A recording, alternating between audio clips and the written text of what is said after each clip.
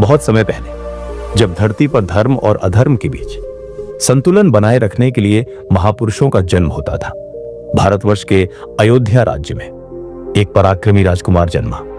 उसका नाम अर्जुन सेन था। वह बलशाली, बुद्धिमान और रणकौशल में निपुण था, किंतु उसके मन में शांति नहीं थी। बाल्यकाल से ही उसने देखा था कि राजा बनने का अर्थ केवल शासन करना नहीं, बल्कि अनेक प्रकार के संघर्षों और अंतहीन आकांक्षाओं का बोझ ढोना भी है। जैसे जैसे वह बड़ा हुआ, उसकी चिंताएं भी बढ़ती गईं। युद्धों की तैयारी, राज्य की राजनीति, मित्रों और शत्रुओं की पहचान और भविष्य की अनिश्चितता। एक दिन जब उसे अपने ही परिवार के कुछ लोगों से धोखा मिला, तब उसकी आत्मा और भी अशांत हो गई। उसे लगा कि जीवन केवल संघर्षों और दुखों की श्रृंखला है।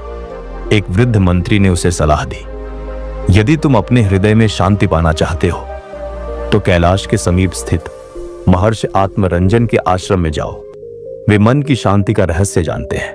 राजकुमार ने निश्चय किया कि वह अपने सारे वैभव, सिंहासन और मोह माया को कुछ समय के लिए त्याग कर दोष आश आत्मरंजन के पास जाएगा और उनसे मन की शांति प्राप्त करने का उपाय सीखेगा। हिमालय की ऊंचाइयों में बसे आचार्य आत्मरंजन के आश्रम तक पहुंचने में राजकुमार को कई दिन लगे। घने जंगलों, तीव्र बहती नदियों और बर्फीले पहाड़ों को पार करते हुए जब वह आश्रम पहुंचा तो उसने देखा कि वहां एक दिव्य आभा फैली हुई थी। सुगंधित हवन कुंडों से धुआं निकल रहा था। शिष्यों के समूह ध्यान और साधना में लीन थे और पक्षियों के मधुर कलरव के बीच गूंज रही थी महर्षि आत्मरंजन की शांतिपूर्ण वाणी। राजकुमार ने सिर झुकाकर प्रणाम किया और निवेदन किया, गुरुदेव, मैं अयोध्या का राजकुमार अर्जुन सेन हूं। मेरे पास वैभव है, परंतु मेरा मन अशांत है। मैं जानना चाहता हूं कि शांति कैसे प्राप्त होती है। महर्षि आत्मरंजन ने मुस्कुराते हुए कहा, वत्स, मन की शांति कोई वस्तु नहीं जो बाहर मिले, ये तुम्हारे भीतर ही है। परंतु इसे पाने के लिए तुम्हें 10 मार्गों का अनुसरण करना होगा। यदि तुम इन 10 उपदेशों को हृदयंगम कर लोगे तो तुम चिरकालिक शांति प्राप्त कर सकोगे। राजकुमार पूरी श्रद्धा से उनके चरणों में बैठ गया। महर्षि आत्मरंजन ने उसे ध्यान से देखा और अपना पहला उपदेश दिया। महर्षि ने कहा, राजकुमार, इस संसार में सब कुछ परिवर्तनशील है।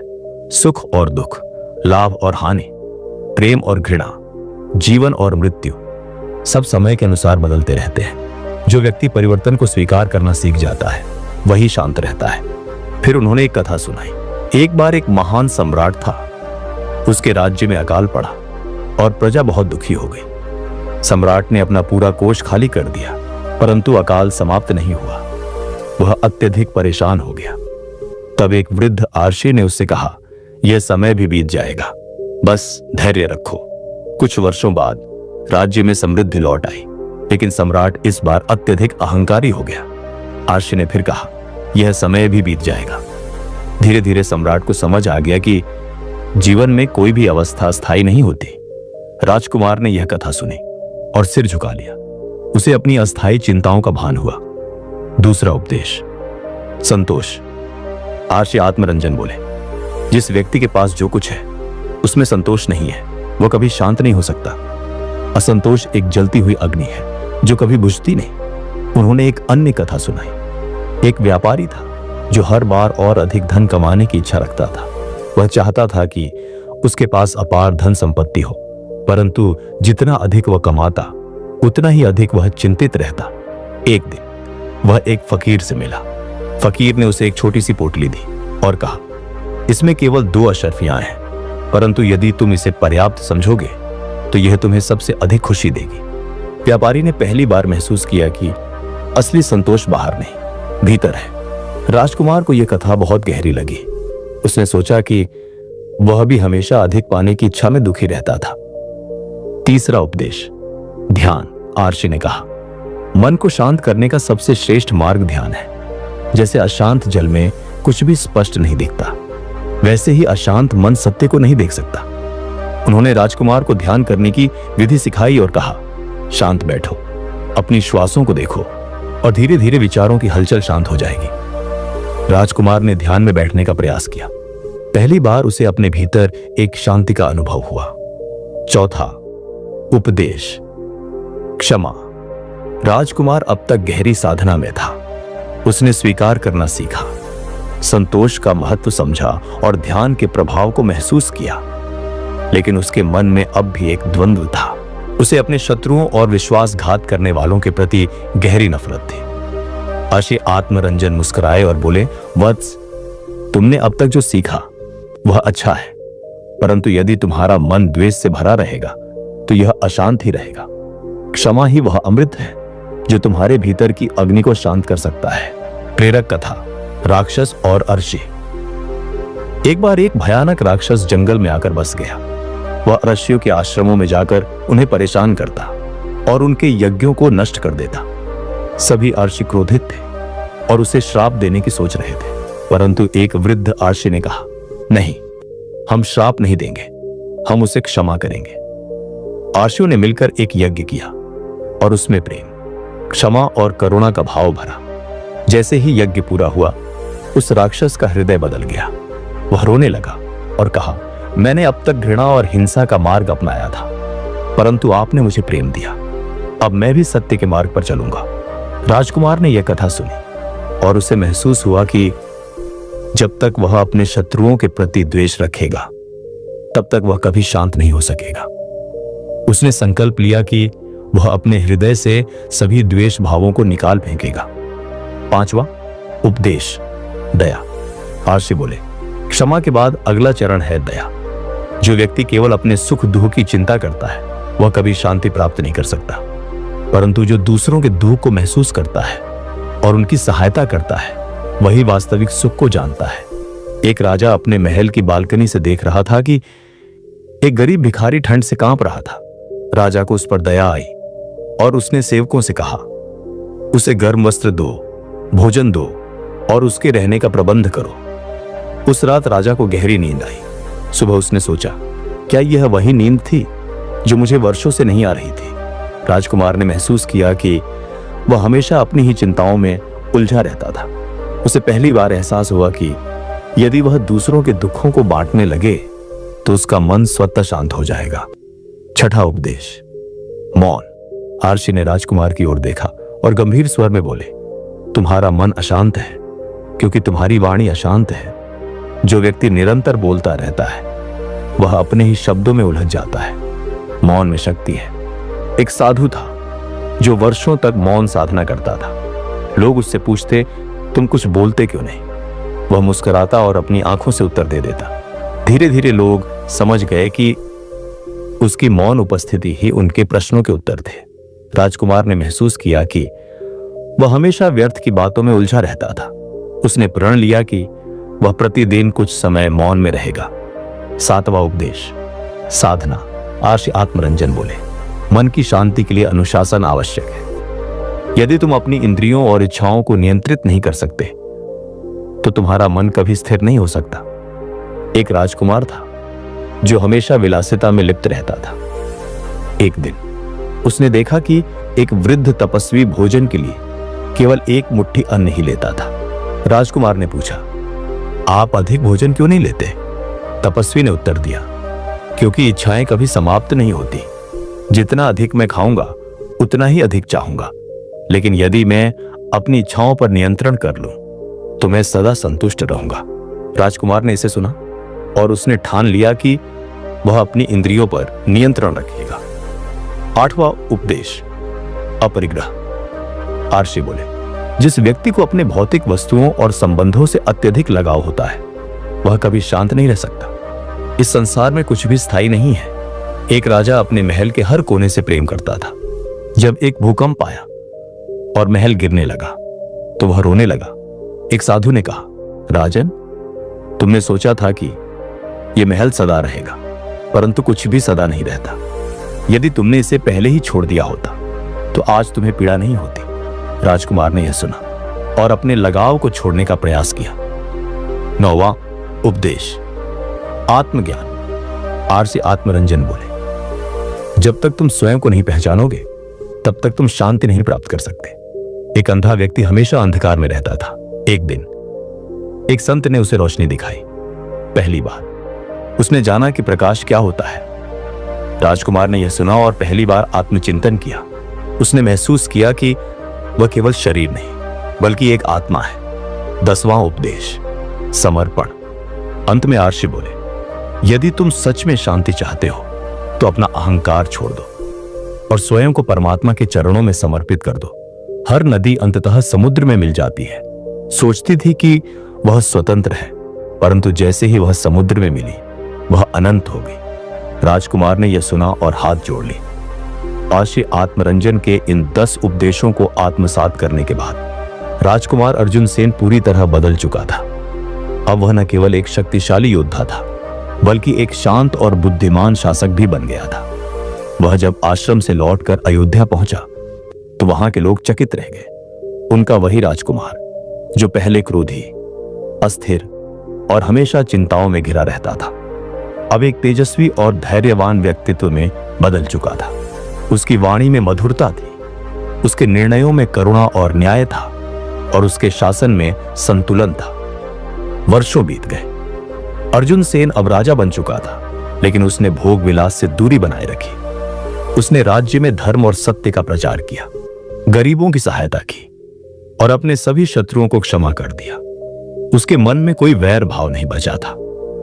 एक दिन एक परदेशी संत उसके दरबार में आया और पूछा, राजन, तुमने शांति पाने के लिए बहुत प्रयास किए, क्या तुम्हें अब सच्ची शांति मिल गई? राजा मुस्कुराया और उत्तर दिया, हां, अब मुझे झात हो चुका है कि शांति बाहरी परिस्थितियों में नहीं बल्कि मेरे अपने भीतर है। मैंने संसार को बदलने की चेष्टा छोड़ दी है और स्वयं को बदल लिया है। अब मैं न सुख में आनंदित होता हूं न दुख में विचलित। मैं केवल अपना कर्तव्य निभाता हूं और उसे ईश्वर को समर्पित कर देता हूं। संत ने प्रसन्न होकर कहा, राजन, तुम्हें अब किसी और ज्ञान की आवश्यकता नहीं। तुमने जीवन का सबसे बड़ा रहस्य जान लिया है। तुम अब केवल एक राजा नहीं बल्कि एक सच्चे आर्षि हो। उस दिन से अर्जुन सेन को धर्मसेन के नाम से जाना जाने लगा। उसने अपने जीवन के अंतिम वर्ष ध्यान और साधना में व्यतीत किए और एक दिन हिमालय की ओर प्रस्थान कर गया। कहते हैं कि वहां उसने समाधि ले ली और सदा के लिए ब्रह्म में विलीन हो गया। कहते हैं कि जो भी अर्जुन सेन के जीवन से सीखता है और इन 10 उपदेशों का पालन करता है वह भी अंततः मन की शांति प्राप्त करता है। अगला अध्याय। प्राचीन भारत में यमुना नदी के किनारे एक समृद्ध नगर था जिसका नाम था चंद्रनगर।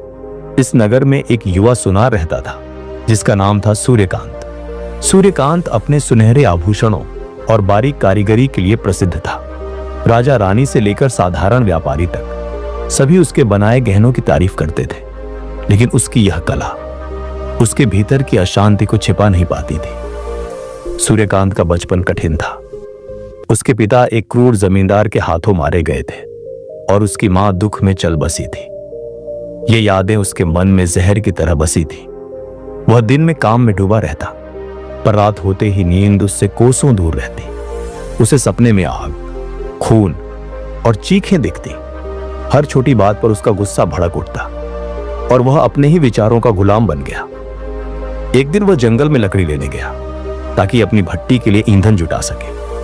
वहां उसे एक अनोखा दृश्य दिखा। एक विशाल शेर एक पेड़ के नीचे बैठा था और उसके पास ही एक छोटा सा कबूतर शांतिपूर्वक दाना चुग रहा था। शेर उसे देख रहा था पर हमला नहीं कर रहा। यह देखकर सूर्यकांत हैरान हुआ। उसने सोचा, यह कबूतर इतना कमजोर है फिर भी न डरता है न भागता है, और मैं जो सोने को आकार दे सकता हूं अपने मन को क्यों नहीं संभाल पाता। यह सवाल उसके मन में गहरे उतर गया। उसी रात नगर में एक रहस्यमयी साधु आया। उसकी लंबी दाढ़ी, गहरी आंखें और शांत मुस्कान थी। उसने सूर्यकांत के घर के पास ठहरने की इजाजत मांगी। बातचीत में साधु ने बताया कि वह मगध से आया है जहां उसने गौतम बुद्ध को देखा था। उसने कहा, उनके पास ऐसी शक्ति है जो मन के तूफानों को शांत कर देती है। उनकी एक बात से ही लोग अपने दुख भूल जाते हैं। यह सुनकर सूर्यकांत के मन में आग जल उठी। उसने सोचा, अगर कोई मेरे इस जलते मन को ठंडक दे सकता है तो वह बुद्ध ही होंगे। अगली सुबह उसने अपनी औजारों की थैली, थोड़ा भोजन और एक छोटा सा सोने का लॉकेट जो उसकी मां ने उसे दिया था लेकर मगध की ओर चल पड़ा। मगध का रास्ता लंबा और जोखिमों से भरा था। पहले दिन वह एक घने जंगल में पहुंचा। वहां उसे एक बूढ़ा लकड़हारा मिला जिसके हाथ में एक कुल्हाड़ी थी। लकड़हारे ने उसे देखकर कहा, युवक, तुम उदास क्यों दिखते हो? सूर्यकांत ने अपनी कहानी सुनाई। लकड़हारे ने हंसते हुए कहा, शांति पाने के लिए पहले अपने मन का दर्पण साफ करो। सूर्यकांत को समझ नहीं आया, पर उसने आगे बढ़ने का फैसला किया। रात को जब वह सो रहा था तो उसे सपने में एक चमकता हुआ दर्पण दिखा जिसमें उसका चेहरा नहीं बल्कि आग की लपटें दिख रही थी। वह डर कर जाग गया। दूसरे दिन वह एक पहाड़ी नदी के पास पहुंचा। वहां उसे एक जंगली हाथी दिखा जो नदी में पानी पी रहा था। अचानक एक मगरमच्छ ने हाथी की सूंड पर हमला किया। हाथी ने उसे हवा में उछाला और मगरमच्छ भाग गया। यह देखकर सूर्यकांत का मन और अशांत हुआ। उसे लगा कि यह दुनिया सिर्फ हिंसा और संघर्ष से भरी है। उसने अपनी मां का लॉकेट निकाला और उसे कसकर पकड़ लिया, जैसे वह उससे हिम्मत मांग रहा हो। तीसरे दिन वह एक पुराने मंदिर के खंडहरों में रुका। वहां उसे एक रहस्यमयी चित्र मिला। एक आदमी जिसके हाथ में एक दर्पण था और उसके पीछे आग जल रही थी। पास ही कुछ प्राचीन अक्षर खुदे थे जो उसने पढ़ने की कोशिश की। जो जलता है उसे देखो, जो देखता है उसे जानो। सूर्यकांत सोच में पड़ गया। तभी एक तेज हवा चली और खंडहरों से एक गहरी आवाज गूंजी, सूर्यकांत, तुम्हारी आग तुम्हारा रास्ता है। वह डर गया, पर उसने हिम्मत जुटाई और आगे बढ़ा। चौथे दिन एक भयंकर तूफान आया। आकाश काला पड़ गया और बिजली की गड़गड़ाहट से जंगल कांप उठा। सूर्यकांत एक गुफा में छिपा, पर उसका मन और बेकाबू हो गया। उसे अपने पिता की मृत्यु, मां की आंसुओं भरी आंखें और वह आग याद आई जिसमें सब कुछ जल गया था। उसने चिल्लाकर कहा, क्या मेरे भाग्य में सिर्फ दुख है? तभी उसने गुफा की दीवार पर एक छोटा सा फूल देखा जो तूफान के बावजूद हिल रहा था, पर टूट नहीं रहा। यह दृश्य उसे अजीब तरह से शांत करने लगा। उसने सोचा, क्या शांति इतनी छोटी चीज में भी छिपी हो सकती है? कई दिनों की कठिन यात्रा के बाद सूर्यकांत मगध पहुंचा। वहां उसे राजगृह के पास एक बांस के जंगल में गौतम बुद्ध मिले। बुद्ध एक चट्टान पर बैठे थे और उनके चारों ओर भिक्षु और ग्रामीण उनकी बातें सुन रहे थे। सूर्यकांत उनके पास गया, हाथ जोड़कर घुटनों पर बैठा और बोला, हे महात्मन, मैं एक सुनार हूं। मेरे हाथ सोने को आकार देते हैं, पर मेरा मन आग में जल रहा है। मुझे अपने माता पिता की मृत्यु का दुख, गुस्सा और रातों की बेचैनी सताती है। मुझे शांति चाहिए, कृपया मुझे रास्ता दिखाएं। बुद्ध ने उसकी ओर देखा। उनकी आंखों में अपार करुणा और शांति थी। उन्होंने कहा, सूर्यकांत, तुम यहां तक आए, ये तुम्हारी सबसे बड़ी ताकत है। आओ मेरे पास बैठो, मैं तुम्हें एक कहानी सुनाता हूं। सूर्यकांत उनके पास बैठ गया और बुद्ध ने कहानी शुरू की। किसी समय एक विशाल रेगिस्तान में एक व्यापारी रहता था जिसका नाम था मणिराज। वह अपने ऊंटों के काफिले के साथ दूर दूर तक व्यापार करता था।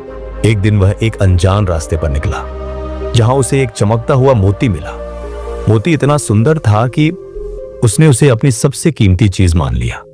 लेकिन उस दिन से उसका मन अशांत हो गया। उसे डर लगने लगा कि कोई उसका मोती चुरा लेगा। वह रात को सो नहीं पाता था, हर छाया को चोर समझता था और दिन में अपने साथियों से झगड़ता था। एक दिन वह रेगिस्तान में एक तपस्वी से मिला। तपस्वी की आंखें बंद थीं और वह ध्यान में लीन था। मणिराज ने उसकी शांति देखकर कहा, मुझे यह मोती मिला, पर मेरा सुकून चला गया। क्या करूं? तपस्वी ने आंखें खोली और कहा, मोती तुम्हारा दुख नहीं, तुम्हारा मन है। आओ मेरे साथ चलो। तपस्वी उसे एक ओएसिस, मरु उद्यान के पास ले गया जहां एक छोटा सा तालाब था। उसने कहा, इस तालाब को देखो, इसका पानी स्थिर है, फिर भी यह हर चीज को प्रतिबिंबित करता है। अब इस मोती को इसमें डाल दो। मणिराज ने संकोच किया, पर फिर मोती तालाब में फेंक दिया। मोती पानी में डूब गया और तालाब की सतह पर छोटे छोटे छल्ले बने जो धीरे धीरे शांत हो गए। तपस्वी ने कहा, अब अपनी सांसों को देखो, हर सांस के साथ एक डर को बहने दो। मणिराज ने ऐसा किया। पहले उसे गुस्सा आया, फिर लालच, फिर उदासी, लेकिन जैसे जैसे वह सांसों पर ध्यान देने लगा, उसका मन स्थिर होने लगा। तपस्वी ने कहा, जो तुम पकड़ते हो वही तुम्हें बांधता है, जो छोड़ देते हो वही तुम्हें आजाद करता है। कई दिनों तक मणिराज ने यह अभ्यास किया। एक दिन जब वह तालाब के पास लौटा तो उसे वही मोती फिर मिला। उसने उसे उठाया, देखा और मुस्कुराकर वापस तालाब में डाल दिया। वह व्यापारी अब शांत और संतुष्ट जीवन जीने लगा। कहानी खत्म कर बुद्ध ने सूर्यकांत से कहा, तुम्हारा मन भी उस मोती की तरह है। तुम अपने अतीत को, अपने दुख को, अपने गुस्से को पकड़े हुए हो। इन्हें छोड़ने की जरूरत नहीं, पर इन्हें देखो, हर सांस के साथ उन्हें बहने दो। बुद्ध ने उसे एक पत्थर उठाने को कहा और बोले, इसे नदी में डालो। सूर्यकांत ने पास की नदी में पत्थर फेंका। पत्थर डूब गया और पानी में छल्ले बने, जो धीरे धीरे गायब हो गए। बुद्ध ने कहा, तुम्हारे विचार भी ऐसे ही हैं। उन्हें मत रोको, उन्हें मत जलाओ, उन्हें बहने दो और अपने मन को दर्पण बनने दो। सूर्यकांत ने बुद्ध के साथ कई दिन बिताए। उसने ध्यान सीखा, अपनी सांसों पर नियंत्रण करना सीखा और अपने अतीत को समझा। एक दिन बुद्ध ने उससे कहा, अपनी मां का लॉकेट निकालो। सूर्यकांत ने लॉकेट निकाला और उसे देखते हुए रोने लगा। बुद्ध ने कहा, इसमें जो दुख है उसे बहने दो, जो प्यार है उसे रखो। सूर्यकांत ने ऐसा ही किया। उसने अपने दुख को नदी की तरह बहाया और प्यार को अपने दिल में बसाया। जब वह चंद्रनगर लौटा तो लोग उसे पहचान नहीं सके। उसका चेहरा शांत था, उसकी आंखों में चमक थी और उसकी मुस्कान में सुकून था। उसने फिर से सुनारी शुरू की, पर अब उसके गहनों में एक नई बात थी। हर आभूषण में शांति की छाप थी। उसने अपने माता पिता की याद में एक सोने का दीपक बनाया और उसे नगर के मंदिर में रखा। पर अब वह उस दुख से नहीं जलता था। लोगों ने पूछा, तुमने यह शांति कैसे पाई? सूर्यकांत ने कहा, मैंने अपने मन को दर्पण बनने दिया। मैंने अपनी आग को देखा, उसे समझा और उसे बहने दिया। जब वह शांत हुई तो मेरे भीतर का प्रकाश जाग गया। यह कहानी हमें सिखाती है कि मन की अशांति हमारे अतीत, डर या गुस्से को थामने से आती है। बुद्ध का मार्ग हमें बताता है कि ध्यान, संयम और आत्मनिरीक्षण से हम अपने विचारों को देख सकते हैं, उन्हें स्वीकार सकते हैं और उन्हें बहने दे सकते हैं। शांति कोई बाहरी खजाना नहीं, बल्कि हमारे भीतर का दर्पण है, जो तब साफ होता है जब हम अपने मन के तूफानों को शांत करना सीख लेते हैं। सूर्यकांत की तरह हमें भी अपनी आग को देखना होगा, उसे जानना होगा और फिर उसे शांति में बदलना होगा। तो दोस्तों, अगर आपको ये कहानी पसंद आई और इससे आपको कुछ नया सीखने को मिला तो हमारे चैनल को सब्सक्राइब जरूर करें। बहुत समय पहले गौतम बुद्ध अपने शिष्यों के साथ जेतवन विहार में ध्यान मग्न थे। संध्या का समय था, वातावरण में शांति थी और पक्षियों का मधुर गान सुनाई दे रहा था। कई शिष्य ध्यान कर रहे थे, कुछ मौन बैठे थे तो कुछ बुद्ध की ओर जिज्ञासा भरी नजरों से देख रहे थे। तभी एक शिष्य ने प्रश्न किया, भगवान, कुछ लोग जीवन में महान ऊंचाइयां छू लेते हैं, जबकि कुछ साधारण जीवन जीते रहते हैं। इसका कारण क्या है? बुद्ध हल्की मुस्कान के साथ बोले, मनुष्य के जीवन का निर्माण उसकी सोच से होता है। जो बड़ा सोचता है वह बड़ा बनता है। जो खुद को सीमित मानता है उसकी उपलब्धियां भी सीमित रह जाती हैं। मैं तुम्हें एक कथा सुनाता हूं जो इस रहस्य को स्पष्ट करेगी। बहुत समय पहले की बात है। वाराणसी के पास एक छोटा सा गांव था जहां दो भाई रहते थे, देवदत्त और आर्यसेन। उनके पिता किसान थे और वे भी खेतों में काम किया करते थे। दोनों में गहरा प्रेम था, परंतु उनकी सोच एक दूसरे से बिल्कुल भिन्न थी। देवदत्त संतोषी स्वभाव का था। वह कहता, हमें ज्यादा सपने देखने की जरूरत नहीं, रोज का गुजारा हो जाए, पेट भर जाए, यही बहुत है। वह खेतों में साधारण तरीके से काम करता और भविष्य की कोई योजना नहीं बनाता। वह कहता, जिसे जितना मिलना है वह उतना ही पाएगा, मेहनत करो पर बड़े सपने मत देखो। दूसरी ओर आर्यसेन दूरदर्शी था। वह कहता, अगर हम नई विधियां अपनाएं तो हम अपनी खेती को और बेहतर बना सकते हैं। अगर हम व्यापार सीखें तो अपनी आय बढ़ा सकते हैं। वह हमेशा नई संभावनाएं खोजता और दूसरों से सीखने का प्रयास करता। एक दिन गांव में एक महान व्यापारी आया। उसने घोषणा की, जो कोई भी मेरे साथ नगर चलना चाहता है उसे व्यापार के गुर सिखाए जाएंगे, समृद्धि उन्हीं को मिलती है। जो अपने भाग्य को खुद संवारने के लिए तैयार रहते हैं। यह सुनकर आर्यसेन का मन उत्साह से भर उठा। उसने कहा, मैं चलूंगा। लेकिन देवदत्त हंसते हुए बोला, हमारे पास खेत है, भोजन है, घर है, इससे अधिक क्या चाहिए? तुम व्यर्थ में कष्ट उठाने जा रहे हो। आर्यसेन बोला, भाई, यही सोच का फर्क है। तुम जो हो उसी में संतोष करते हो, पर मैं जो बन सकता हूं उसे देख रहा हूं। देवदत्त रुका रहा और आर्यसेन नगर चला गया। नगर में आर्यसेन ने कठिन परिश्रम किया। उसने व्यापार सीखा, धन अर्जित किया और अपनी समझ विकसित की। वह नई नई विधियां सीखता और अपनी सोच को लगातार विस्तृत करता गया। धीरे धीरे वर्षों की तपस्या के बाद वह एक प्रतिष्ठित व्यापारी बन गया। उसने न केवल अपने लिए सफलता प्राप्त की, बल्कि सैकड़ों लोगों को रोजगार भी दिया। उधर देवदत्त अपने गांव में ही रहकर संघर्ष करता रहा। समय के साथ उसकी भूमि घटने लगी और वह साधारण जीवन जीता रहा। वर्षों बाद जब आर्यसेन अपने गांव लौटा तो वह न केवल धनवान बल्कि एक सम्मानित व्यक्ति बन चुका था। उसने गांव में विद्यालय, जलाशय और खेती के लिए उन्नत साधन स्थापित किए। जब देवदत्त ने उसे देखा तो वह आश्चर्यचकित रह गया। उसने पूछा, तुमने इतना सब कैसे पाया? मैं भी तो तुम्हारे साथ जा सकता था। आर्यसेन मुस्कुराया और बोला, तुम भी मेरे साथ जा सकते थे, परंतु तुमने कभी बड़ा सोचने की हिम्मत नहीं की। तुमने अपने सपनों को सीमित कर लिया और इसीलिए तुम्हारी उपलब्धियां भी सीमित रह गई।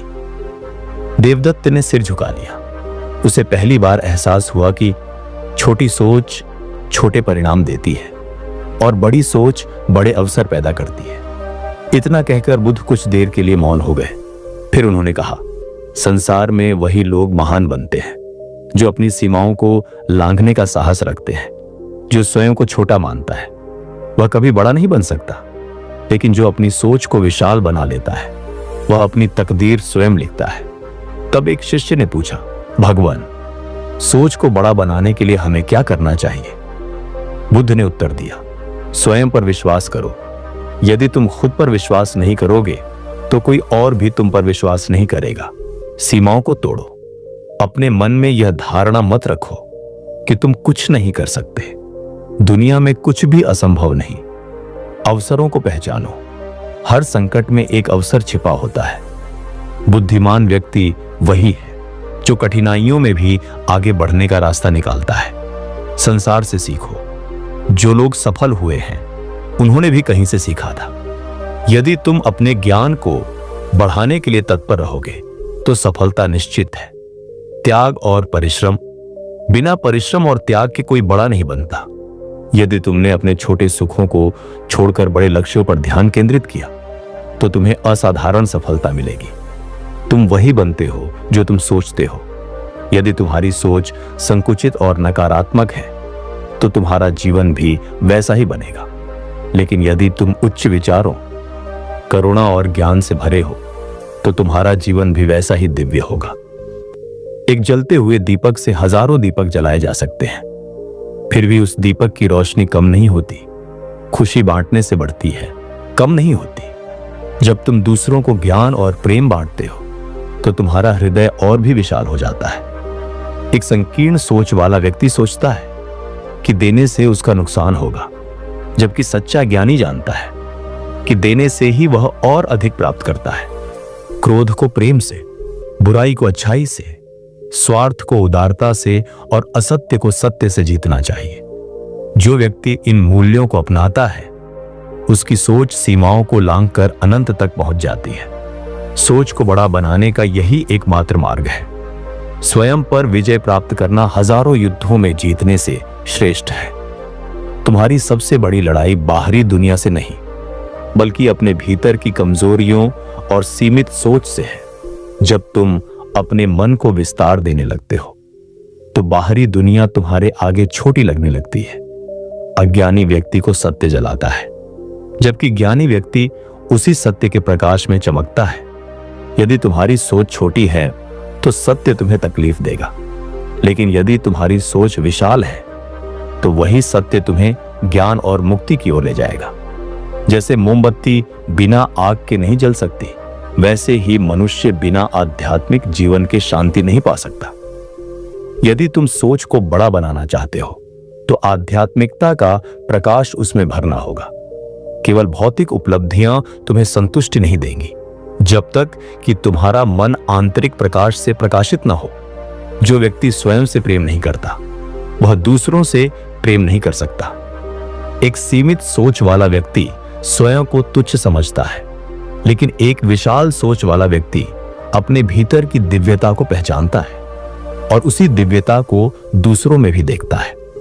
समस्या तभी समाप्त होती है जब तुम ये मानना बंद कर देते हो कि तुम पीड़ित हो। छोटी सोच वाला व्यक्ति हमेशा परिस्थितियों को दोष देता है, लेकिन बड़ी सोच वाला व्यक्ति अपनी शक्ति को पहचानता है और हर कठिनाई को अवसर में बदल देता है।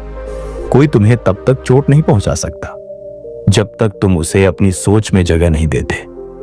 तुम्हारा मन वही बन जाता है जिसे तुम उसमें स्थान देते हो। यदि तुम नकारात्मक विचारों को जगह दोगे तो तुम्हारी सोच सीमित हो जाएगी, लेकिन यदि तुम सत्य, प्रेम और करुणा से उसे भरोगे तो वह असीम हो जाएगी। हर दिन एक नया जन्म है। बीते हुए को छोड़ दो, भविष्य की चिंता मत करो, केवल इस क्षण को पूर्णता से जियो। बड़ी सोच वाला व्यक्ति अतीत की बेड़ियों में जकड़ा नहीं रहता और न ही भविष्य की चिंता करता है। वह वर्तमान को पूर्णता से जीता है और हर क्षण को एक अवसर की तरह देखता है। मनुष्य का सबसे बड़ा शत्रु उसका स्वयं का मन है। यदि मन पर विजय प्राप्त कर ली जाए तो संसार की कोई भी शक्ति तुम्हें हरा नहीं सकती। हम अक्सर बाहरी दुनिया में शत्रुओं और बाधाओं को खोजते हैं, लेकिन सच्चाई यह है कि सबसे बड़ी लड़ाई हमारी अपनी सोच के साथ होती है। जब हम नकारात्मकता, संदेह और भय को अपने मन में स्थान देते हैं तो ये हमारे विकास को रोक देते हैं। लेकिन यदि हम अपने मन को नियंत्रित करना सीख लें, उसे सकारात्मक, साहसी और करुणामय बना लें, तो हमारे सामने कोई भी चुनौती टिक नहीं सकती। मन एक घोड़े की तरह है। यदि वह नियंत्रण में है तो हमें इच्छित दिशा में ले जाएगा, लेकिन यदि वह अनियंत्रित है तो हमें गिरा सकता है। इसलिए सोच को बड़ा बनाने के लिए सबसे पहले मन पर विजय प्राप्त करनी होगी। जैसे एक बूंद समुद्र में मिलकर अपनी पहचान खो देती है, वैसे ही जब मनुष्य अहंकार को छोड़ देता है तो वह ब्रह्मांड से एकाकार हो जाता है। अहंकार एक ऐसी दीवार है जो हमें दुनिया से अलग कर देती है। यह दीवार हमारी सोच को संकीर्ण बना देती है, जिससे हम केवल अपने बारे में सोचते हैं और दूसरों की महानता को पहचानने में असमर्थ हो जाते हैं। जब हम अपने अहंकार को त्याग देते हैं तब हम ब्रह्मांड की असीम शक्ति से जुड़ जाते हैं। हम दूसरों की खुशी में खुशी महसूस करने लगते हैं, उनके दुख में करुणा प्रकट करने लगते हैं और अपने जीवन को केवल अपने लिए नहीं बल्कि पूरे विश्व के कल्याण के लिए समर्पित करने लगते हैं। एक छोटी नदी जब समुद्र से मिलती है तो वह अपनी सीमित पहचान छोड़कर असीम हो जाती है। उसी प्रकार जब हम अपनी सोच को अहंकार से मुक्त कर लेते हैं तो हमारा जीवन भी अनंत संभावनाओं से भर जाता है। यदि तुम संसार को बदलना चाहते हो तो पहले अपने हृदय को बदलो। जब हृदय में प्रेम, करुणा और शांति होगी तो तुम्हारी उपस्थिति ही संसार को बदलने के लिए पर्याप्त होगी। बहुत से लोग सोचते हैं कि बाहरी दुनिया को बदलकर वे अपने जीवन को सुखद बना सकते हैं। वे सरकारों, व्यवस्थाओं और समाज को दोष देते हैं, लेकिन स्वयं को देखने का साहस नहीं कर पाते।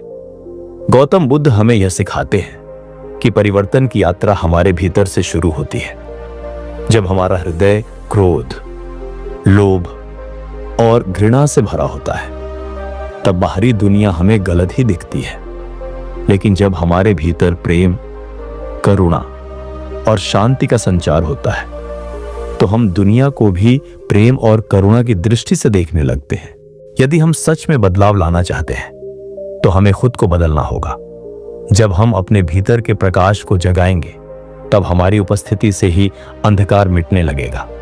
जैसे कोई पर्वत अपनी ऊंचाई के कारण आंधियों और तूफानों से अडिग रहता है, वैसे ही एक ज्ञानी मनुष्य सुख दुख के झंझावातों में स्थिर रहता है। जीवन में सुख और दुख, सफलता और असफलता, लाभ और हानि, यह सब परिवर्तनशील है। एक छोटी सोच वाला व्यक्ति इन परिस्थितियों के साथ बह जाता है, लेकिन एक महान सोच वाला व्यक्ति इनसे प्रभावित नहीं होता। जिस तरह एक विशाल पर्वत अपनी जगह पर अडिग रहता है, वैसे ही एक आत्मज्ञानी व्यक्ति जीवन की कठिनाइयों और अस्थिरताओं से विचलित नहीं होता। वह जानता है कि जो आया है वह चला जाएगा, इसलिए वह अपनी आंतरिक शांति को बनाए रखता है।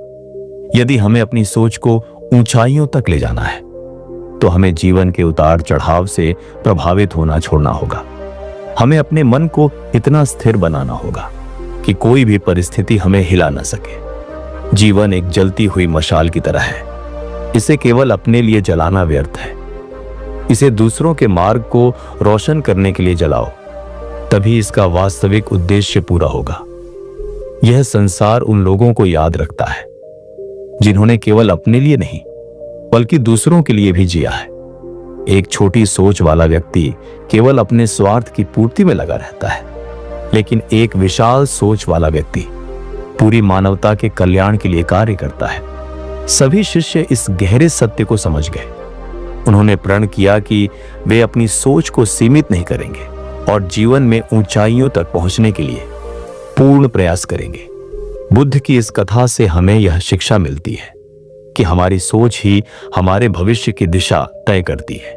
यदि हम अपने विचारों को सीमित कर देंगे तो हमारी उपलब्धियां भी सीमित रहेंगी, लेकिन यदि हम अपने सपनों को ऊंचा रखेंगे और अपने प्रयासों को उसी के अनुरूप बनाएंगे तो कोई भी हमें ऊंचाइयों तक पहुंचने से नहीं रोक सकता। असफलता केवल एक स्थिति है, लेकिन यदि हमारी सोच मजबूत है तो हम हर परिस्थिति को अपने पक्ष में कर सकते हैं। इसीलिए हमेशा बड़ा सोचो, अपने सपनों पर विश्वास रखो और उन्हें पूरा करने के लिए पूरे समर्पण से आगे बढ़ो, क्योंकि बड़ा सोचोगे तो ही बड़ा बनोगे। दूसरा अध्याय, बड़ा सोचने वालों के लिए असंभव कुछ भी नहीं होता, क्योंकि उनकी सोच ही उन्हें ऊंचाइयों तक ले जाती है। जब आप अपनी सोच को सीमित कर लेते हैं तो आपकी संभावनाएं भी सीमित हो जाती हैं, लेकिन जब आप बड़े सपने देखते हैं और अपनी क्षमताओं पर विश्वास रखते हैं तो दुनिया की कोई भी ताकत आपको आगे बढ़ने से नहीं रोक सकती। यदि आपकी सोच विशाल है तो आपकी सफलता भी उतनी ही महान होगी। सीमाओं को अपने दिमाग में नहीं बल्कि अपनी मेहनत से तोड़ो। सफलता की राह में सबसे बड़ी बाधा खुद की सोच होती है। अगर आप खुद को सीमित कर लेंगे तो आपकी उपलब्धियां भी सीमित रह जाएंगी।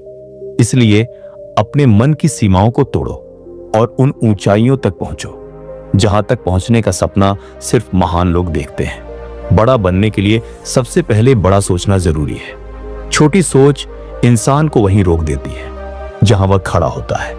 एक पेड़ की ऊंचाई उसकी जड़ों की गहराई पर निर्भर करती है। ठीक उसी तरह आपकी सफलता की ऊंचाई आपकी सोच पर निर्भर करती है। यदि आप छोटी सोच रखेंगे तो आप वहीं रह जाएंगे, लेकिन यदि आपकी सोच विशाल होगी तो आप आसमान तक पहुंच सकते हैं। सपने जितने बड़े होंगे उन्हें पाने का जज्बा भी उतना ही विशाल होगा। अपने सपनों को कभी छोटा मत करो। जो सपने छोटे होते हैं वे कम मेहनत मांगते हैं और इसलिए वे कम परिणाम देते हैं, लेकिन जो लोग बड़े सपने देखते हैं उनके अंदर उन्हें पूरा करने का जुनून भी अधिक होता है। इसलिए अपने सपनों को कभी सीमित मत करो, वे ही तुम्हारी सफलता की असली चाबी हैं। छोटे लक्ष्य आपको संतुष्टि दे सकते हैं, लेकिन बड़ा सोचने से ही आप इतिहास रच सकते हैं। बहुत से लोग छोटे लक्ष्यों को पूरा करके संतुष्ट हो जाते हैं, लेकिन अगर आप वास्तव में महान बनना चाहते हैं तो आपको बड़े लक्ष्यों का पीछा करना होगा। इतिहास उन्हीं लोगों को याद रखता है जिन्होंने बड़ी सोच रखी और उसे साकार करने के लिए खुद को समर्पित कर दिया। बड़े सपने देखने वालों को लोग पहले पागल कहते हैं, फिर उनका मजाक उड़ाते हैं और आखिर में उनकी सफलता की कहानियां सुनाते हैं। दुनिया का यह अजीब नियम है कि जब कोई बड़ा सोचता है तो उसे पहले मजाक और आलोचना का सामना करना पड़ता है, लेकिन जो अपने सपनों पर अडिग रहते हैं वही अंततः इतिहास लिखते हैं। इसलिए आलोचनाओं से घबराने की बजाय उन्हें अपनी प्रेरणा बनाओ। अगर आप अपने जीवन में ऊंचा उड़ना चाहते हैं तो पहले अपनी सोच को ऊंचा करें। छोटे पंख कभी आकाश को नहीं छू सकते। पक्षी तभी ऊंचा उड़ सकता है जब उसके पंख मजबूत होते हैं। आपकी सोच भी वैसे ही होती है। अगर आपकी सोच ऊंची होगी तो आप ऊंचाइयों को छू सकते हैं, लेकिन अगर आप खुद को छोटा मान लेंगे तो कभी ऊपर नहीं जा पाएंगे। बड़े सपने देखने की हिम्मत करो, क्योंकि जो सोचता है वो करता है, और जो करता है वही जीतता है। इतिहास उन्हीं लोगों का नाम याद रखता है जो बड़े सपने देखने और उन्हें पूरा करने का साहस रखते हैं। इसलिए कभी ये मत सोचो कि तुम्हारा सपना बहुत बड़ा है। अगर तुम उसे पूरा करने का इरादा रखते हो तो वह एक दिन हकीकत जरूर बनेगा। तुम्हारी सोच ही तुम्हारी पहचान है। अगर सोच छोटी है तो सफलता भी छोटी होगी, लेकिन अगर सोच बड़ी है तो पूरी दुनिया तुम्हें पहचानने लगेगी। लोग तुम्हें तुम्हारी सोच के आधार पर जानते हैं। यदि तुम खुद को एक साधारण इंसान मानोगे तो तुम्हारी पहचान भी साधारण ही रहेगी, लेकिन अगर तुम खुद को कुछ बड़ा समझोगे और उसके अनुसार मेहनत करोगे तो पूरी दुनिया तुम्हें सलाम करेगी। बड़ा बनने के लिए सिर्फ मेहनत नहीं, बल्कि हिम्मत और आत्मविश्वास भी चाहिए। बड़ी सोच ही तुम्हें असाधारण बना सकती है। मेहनत जरूरी है, लेकिन उससे भी ज्यादा जरूरी है बड़ा सोचने का हौसला और अपने ऊपर विश्वास। जब तुम खुद पर यकीन करोगे और अपनी सोच को सीमाओं से मुक्त करोगे तो तुम्हारी सफलता भी उतनी ही बड़ी होगी। बड़ा सोचने वालों के लिए कोई भी मंजिल दूर नहीं होती, क्योंकि वे हर कठिनाई को एक अवसर में बदलने का हुनर रखते हैं।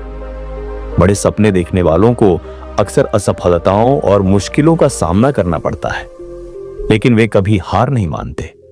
उनके लिए कठिनाइयां एक अवसर होती है जिनसे वे कुछ नया सीखते हैं और खुद को और बेहतर बनाते हैं। जब वे किसी समस्या का सामना करते हैं तो वे दूसरों की तरह उसे अपनी सीमा नहीं मानते, बल्कि उसे एक चुनौती के रूप में लेते हैं और उससे आगे बढ़ने का रास्ता निकालते हैं। यही हुनर उन्हें दूसरों से अलग बनाता है और उनकी मंजिल को उनके और करीब लाता है। अगर तुम्हारा सपना तुम्हें डराता नहीं है तो वह सपना काफी बड़ा नहीं है।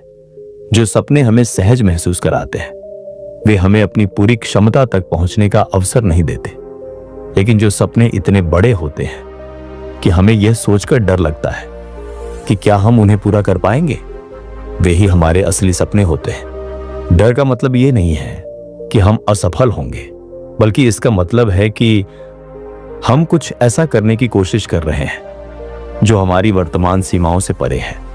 यही डर हमें अपने कंफर्ट जोन से बाहर निकालता है और हमें अपने सपनों को साकार करने के लिए और मेहनत करने के लिए प्रेरित करता है, महान बनने के लिए। पहले महान सोचो, क्योंकि वही सोच तुम्हारे कदमों की दिशा तय करेगी। कोई भी व्यक्ति रातों रात महान नहीं बनता। हर महान व्यक्तित्व की शुरुआत एक महान सोच से होती है। अगर तुम खुद को छोटा मानोगे तो तुम्हारे कदम भी उसी दिशा में चलेंगे और तुम्हारी उपलब्धियां भी सीमित रहेंगी। लेकिन अगर तुम खुद को महान मानोगे और उसी के अनुरूप सोचोगे और काम करोगे तो तुम्हारे फैसले, मेहनत और प्रयास भी उसी स्तर के होंगे। तुम्हारी सोच ही तुम्हारी सफलता की दिशा तय करती है। इसलिए हमेशा महान सोचो और उसे अपनी हकीकत बनाने के लिए पूरी ताकत से आगे बढ़ो। बड़े सपने देखने वालों को बड़ी कठिनाइयां भी मिलती हैं, लेकिन वे हार नहीं मानते, क्योंकि उन्हें पता होता है कि उनका लक्ष्य उनकी तकलीफों से बड़ा है।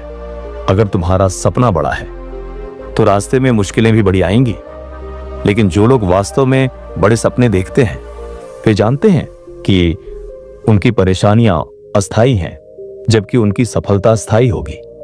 वे कठिनाइयों को अपनी मंजिल तक पहुंचने की सीढ़ी मानते हैं और हर तकलीफ को सहकर आगे बढ़ते हैं। लक्ष्य इतना विशाल होता है कि वे किसी भी दर्द, किसी भी संघर्ष को सहने के लिए तैयार रहते हैं।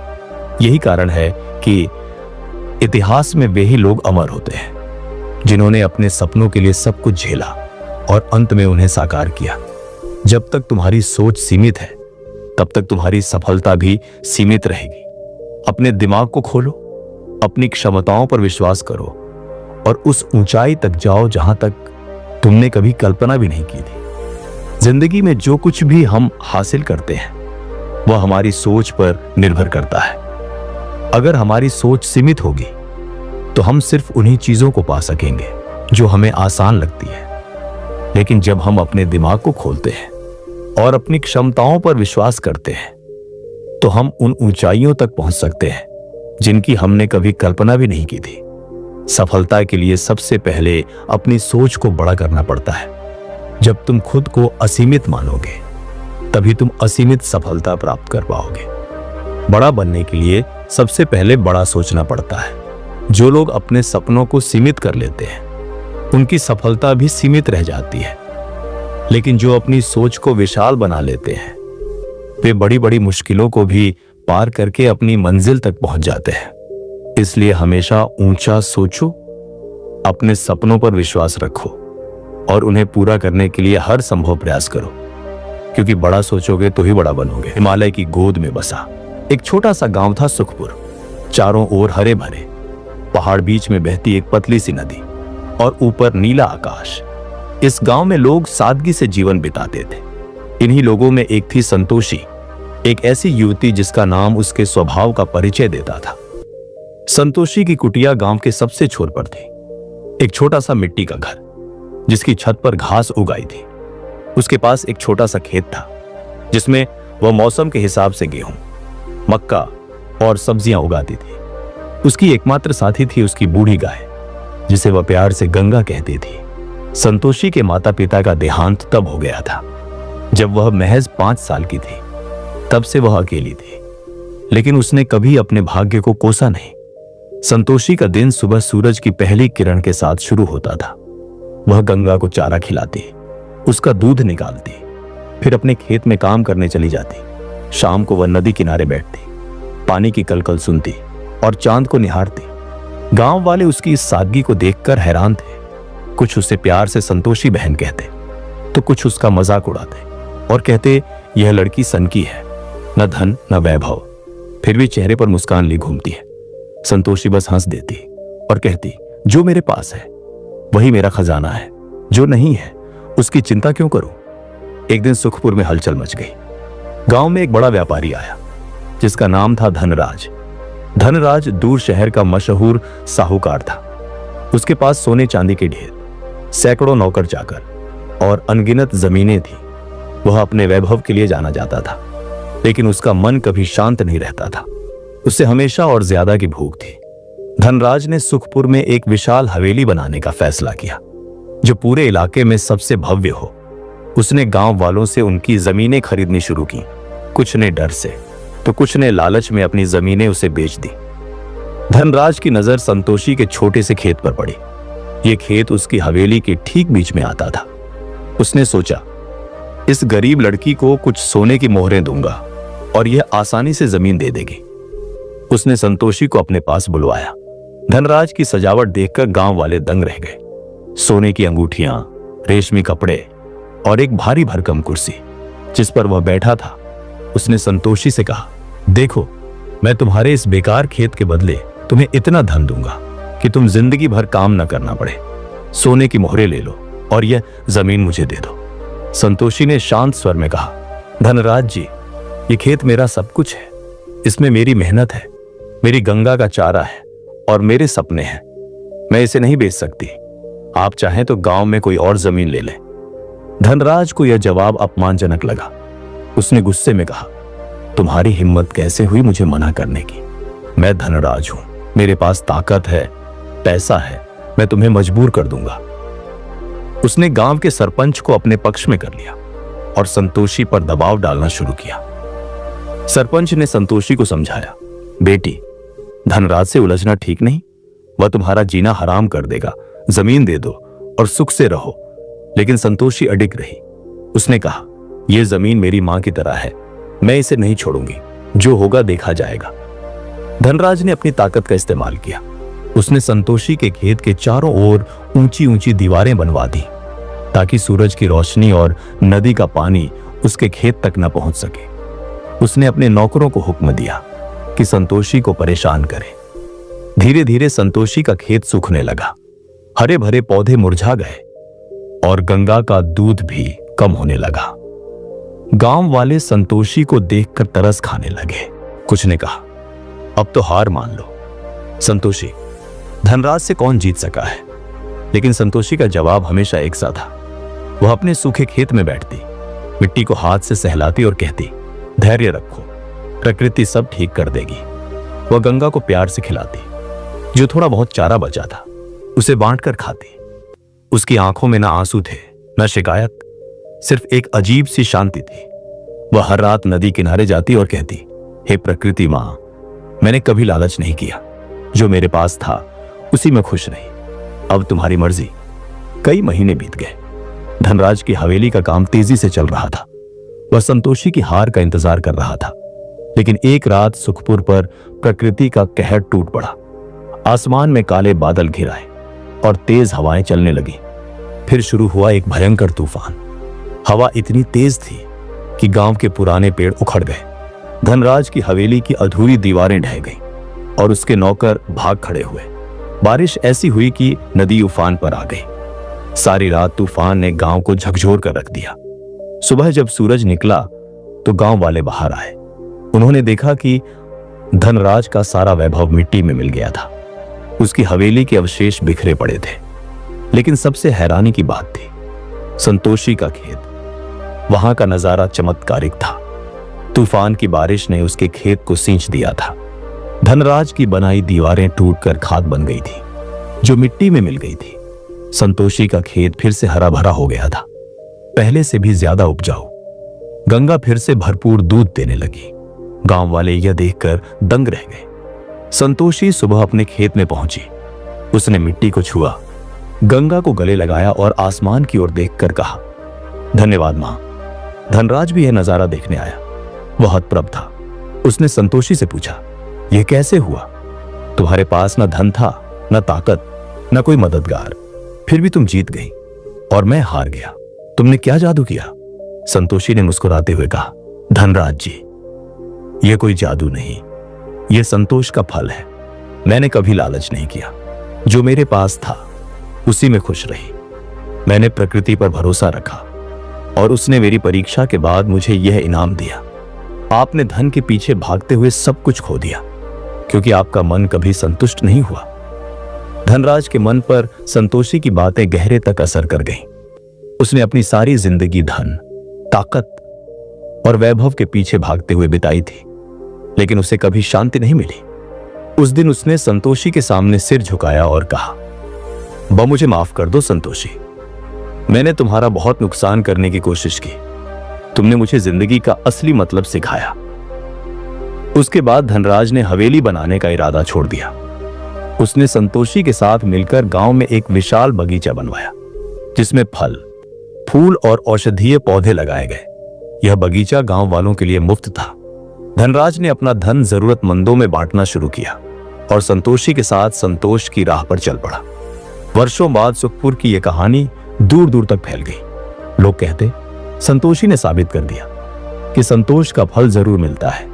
इसके लिए बस धैर्य, विश्वास और सादगी चाहिए। धन और वैभव आते जाते रहते हैं, लेकिन संतोष वह खजाना है जो कभी खत्म नहीं होता।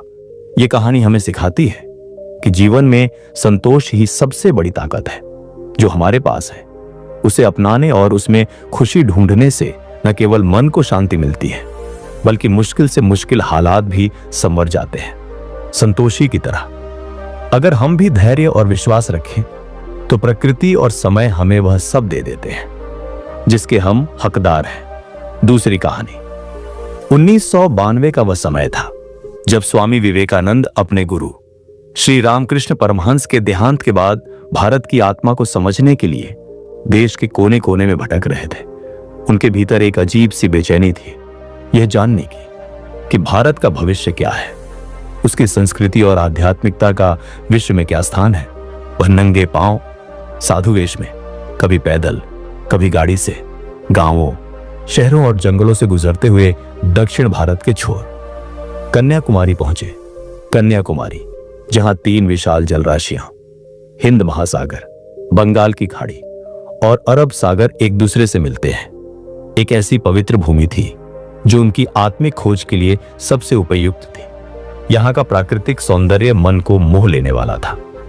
सुबह सूरज की पहली किरणें समुद्र को सुनहरा बना देती थी और शाम को सूर्यास्त का नजारा ऐसा होता था मानो प्रकृति स्वयं ध्यान मग्न हो। लेकिन स्वामी जी यहां पर्यटक बनकर नहीं आए थे। उनके मन में कुछ बड़ा था, एक ऐसा विचार जो भारत और मानवता के लिए मील का पत्थर बनने वाला था। कन्याकुमारी के समुद्र तट पर खड़े होकर स्वामी विवेकानंद की नजर उस विशाल चट्टान पर पड़ी जो समुद्र के बीचों बीच खड़ी थी। यह चट्टान कोई साधारण पत्थर का टुकड़ा नहीं थी, इसके चारों ओर लहरें उफान मार रही थी और यह इतनी दूर थी कि किनारे से देखने पर यह एक रहस्यमयी प्रतीक सी लगती थी। स्थानीय लोगों ने उन्हें बताया कि यह चट्टान बहुत खास है। कुछ का मानना था कि यहां देवी कन्याकुमारी ने तपस्या की थी, तो कुछ इसे प्रकृति का चमत्कार मानते थे। लेकिन एक बात सबके लिए सच थी, यहां तक पहुंचना आसान नहीं था। मछुआरों ने स्वामी जी को समझाया, यह चट्टान करीब 500 फीट दूर है। लहरें इतनी तेज हैं कि नाव भी पलट सकती है। कई बार लोग कोशिश कर चुके हैं, लेकिन ज्यादातर असफल रहे। यहां तक कि अच्छे तैराक भी हार मान लेते हैं। स्वामी जी चुपचाप सुनते रहे। उनकी आंखों में एक चमक थी, जैसे वह इस चट्टान को केवल एक पत्थर नहीं, बल्कि अपने भीतर की शक्ति को आजमाने का एक मौका मान रहे हो। उनके मन में ठन गई, उन्हें इस चट्टान तक पहुंचना ही था। यह कोई सनक नहीं थी, बल्कि एक गहरी आंतरिक पुकार थी। वह वहां जाकर ध्यान करना चाहते थे, भारत के भविष्य पर चिंतन करना चाहते थे। एक दिन जब सूरज पश्चिम में डूबने को था और समुद्र अपनी पूरी ताकत के साथ गर्जना कर रहा था, स्वामी जी ने अपना फैसला सुना दिया। वह उस चट्टान तक जाएंगे, नाव से नहीं, तैरकर। यह सुनकर आसपास के लोग हतप्रभ रह गए। एक मछुआरे ने हाथ जोड़कर कहा, स्वामी जी, ऐसा मत कीजिए, यह जानलेवा हो सकता है, लहरें आपको निगल जाएंगी। एक बुजुर्ग महिला ने आगे बढ़कर कहा, आप संत हैं, आपकी जान अनमोल है, यह जोखिम क्यों लेना? लेकिन स्वामी जी ने हल्के से मुस्कुराते हुए कहा, डर उसका दुश्मन है जो अपने लक्ष्य से भटक जाता है। मैंने जो ठाना है उसे पूरा करूंगा। ईश्वर और मेरी आत्मा मेरे साथ है। उन्होंने अपने साधु वस्त्र उतारे और केवल एक कॉपीन पहनकर समुद्र की ओर बढ़े। किनारे पर खड़े लोग उन्हें देख रहे थे, कुछ डर से, कुछ कौतूहल से। स्वामी जी का शरीर मजबूत था, क्योंकि बचपन से ही उन्होंने योग और व्यायाम पर ध्यान दिया था। लेकिन यहां चुनौती केवल शारीरिक नहीं, मानसिक भी थी। समुद्र की गहराई, उसकी अनिश्चितता और लहरों की ताकत किसी को भी डरा सकती थी। फिर भी स्वामी जी के चेहरे पर शांति थी। वह जानते थे कि यह जोखिम उनके उद्देश्य का हिस्सा है। जैसे ही स्वामी जी ने समुद्र में छलांग लगाई, लहरें मानो उनसे युद्ध करने को तैयार हो गईं। पानी ठंडा था और हर लहर के साथ नमक का स्वाद उनके मुंह में भर रहा था। किनारे से देखने वाले लोगों की सांसें थम गई थी। पहले कुछ मिनट तो सब ठीक रहा, लेकिन जैसे जैसे वह आगे बढ़े, लहरें और तेज होती गईं। एक विशाल लहर ने उन्हें नीचे धकेल दिया और कुछ पल के लिए वह पानी में गायब हो गए। किनारे पर एक चीख गूंजी। स्वामी जी डूब गए, लेकिन अगले ही पल वह फिर से ऊपर आए। उनके हाथ पानी को चीरते हुए आगे बढ़ रहे थे। लहरें बार बार उन्हें पीछे धकेलने की कोशिश करती, लेकिन स्वामी जी रुकने वाले नहीं थे। उनकी हर सांस, हर तैराकी का झटका उनके संकल्प की कहानी कह रहा था। कभी वह लहरों के ऊपर तैरते, कभी नीचे डूबते, लेकिन उनकी नजर उस चट्टान पर टिकी थी। यह दृश्य किसी महाकाव्य का हिस्सा सा लग रहा था। एक अकेला इंसान, जिसके पास न नाव थी, न कोई सहारा, केवल उसका आत्मविश्वास और उसकी इच्छा शक्ति, समुद्र की अनंत शक्ति से टकरा रहा था। लगभग 1 घंटे तक यह संघर्ष चला। उनके हाथ पैर थक रहे थे, लेकिन मन नहीं थका। आखिरकार जब वह चट्टान के पास पहुंचे, तो एक आखिरी लहर ने उन्हें चट्टान की ओर धकेल दिया। उन्होंने चट्टान को पकड़ा और अपने थके हुए शरीर को ऊपर खींच लिया। वहां पहुंचकर वह कुछ पल के लिए लेट गए। सांसें तेज थीं, लेकिन चेहरे पर विजय की मुस्कान थी। किनारे से देख रहे लोग चिल्ला उठे, स्वामी जी पहुंच गए, यह चमत्कार है। लेकिन स्वामी जी जानते थे कि यह चमत्कार नहीं, उनकी आंतरिक शक्ति का परिणाम था। चट्टान पर पहुंचने के बाद स्वामी विवेकानंद ने वहां बैठकर ध्यान शुरू किया। यह चट्टान छोटी थी, लेकिन उनके लिए यह एक विशाल मंच थी, जहां से वह भारत और विश्व के भविष्य को देख सकते थे। चारों ओर समुद्र की लहरें गरज रही थी, हवा तेज थी और सूरज कभी उगता, कभी डूबता, लेकिन स्वामी जी अडिग थे। वह 3 दिन और 3 रात तक वहां रहे, बिना भोजन, बिना पानी, केवल अपने विचारों और ईश्वर के साथ एकाकार। कहा जाता है कि इस ध्यान के दौरान उन्हें एक दैवीय दृष्टि प्राप्त हुई। उन्होंने भारत के अतीत को देखा, उसकी वैदिक संस्कृति, उसकी समृद्ध परंपराएं, वर्तमान को देखा, उसका दुख, उसकी गुलामी और भविष्य को देखा। एक ऐसा भारत जो विश्वगुरु बनेगा। उनके मन में विचारों का तूफान चल रहा था। वह समझ गए कि भारत की शक्ति उसकी आध्यात्मिकता में है और इसे विश्व के सामने लाना उनका मिशन है। यह वही दृष्टि थी जो बाद में शिकागो के विश्व धर्म सम्मेलन में उनके भाषण के रूप में फलीभूत हुई। 3 दिन तक वह उस चट्टान पर बैठे रहे। लहरों की आवाज उनके कानों में गूंजती थी, लेकिन उनके भीतर एक गहरी शांति थी। यह शांति उस आत्मविश्वास से आई थी जो उन्हें यहां तक लाया था। यह चट्टान उनके जीवन का एक टर्निंग पॉइंट बन गई। 3 दिन बाद जब स्वामी जी वापस तैरकर किनारे पर लौटे तो उनका स्वागत करने के लिए भीड़ जमा हो गई थी। उनके शरीर पर थकान के निशान थे, लेकिन उनकी आंखों में एक अलौकिक तेज था। मछुआरे जो पहले उन्हें रोक रहे थे अब उनके चरणों में झुक गए। एक ने कहा, आप कोई साधारण इंसान नहीं हैं, आप देवता हैं। स्वामी जी ने हंसते हुए कहा, मैं वही हूं जो तुम हो। फर्क सिर्फ इतना है कि मैंने अपने भीतर की शक्ति को पहचान लिया। तुम भी इसे पहचानो और कोई भी बाधा तुम्हें रोक नहीं सकेगी। इस घटना के बाद वह चट्टान विवेकानंद रॉक के नाम से मशहूर हो गई। आज वहां एक भव्य स्मारक खड़ा है जो उनकी इस निडरता और आत्मविश्वास की गाथा को जीवित रखता है। तो साथियों, ये कहानी हमें सिखाती है कि जीवन में कितनी भी बड़ी चुनौतियां क्यों ना आए, अगर हमारे भीतर आत्मविश्वास और साहस है तो कोई भी लक्ष्य असंभव नहीं। स्वामी विवेकानंद ने समुद्र की लहरों को चुनौती दी क्योंकि वह अपने मन की शक्ति पर भरोसा करते थे। वह उस चट्टान तक नहीं पहुंचते अगर वह डर को अपने ऊपर हावी होने देते।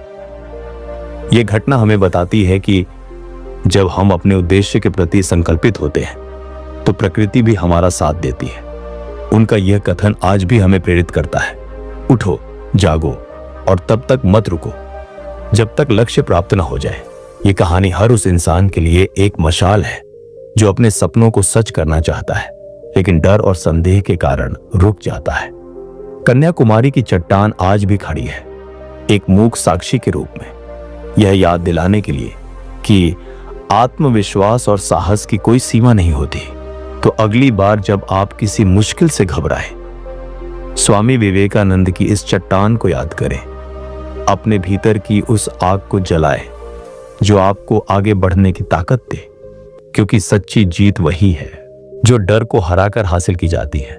ये कहानी केवल स्वामी जी की नहीं, हम सबकी है, हमारी उस शक्ति की जो हमारे भीतर सोई हुई है, बस उसे जगाने की देर है।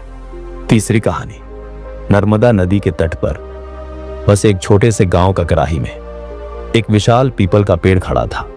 उसकी जड़ें इतनी गहरी थी कि लगता था मानो धरती को थामे हुए हो, और उसकी शाखाएं इतनी फैली हुई थी कि सुबह की ओस से लेकर शाम की ठंडी हवा तक हर मौसम में गांव वासियों को आश्रय देती थी। गांव के लोग उसे बाबा पीपल कहते थे, मानो वह कोई साधु हो जो चुपचाप सबकी सुनता और सबको देता हो।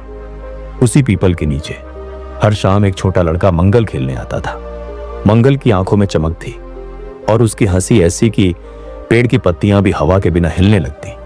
बाबा पीपल वह चिल्लाता, आज मैं तुम्हारी सबसे ऊंची डाल पर चढ़ूंगा।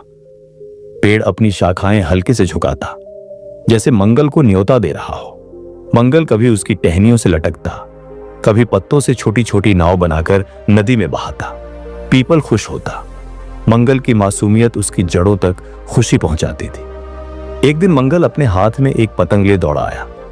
बाबा पीपल, मेरी पतंग उड़ नहीं रही, हवा कम है, उसने शिकायत की। पीपल ने अपनी पत्तियों को हिलाया और हवा का एक हल्का झोंका मंगल की पतंग को आसमान में ले गया।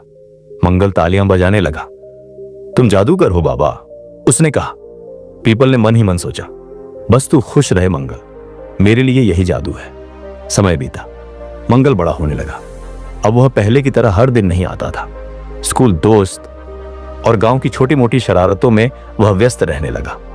लेकिन जब भी वह आता, पीपल उसे देखकर वही पुरानी खुशी महसूस करता। एक दोपहर मंगल उदास सा पीपल के नीचे आया। उसकी आंखों में चमक कम थी। क्या हुआ मंगल? पीपल ने पूछा। बाबा, मुझे पैसे चाहिए।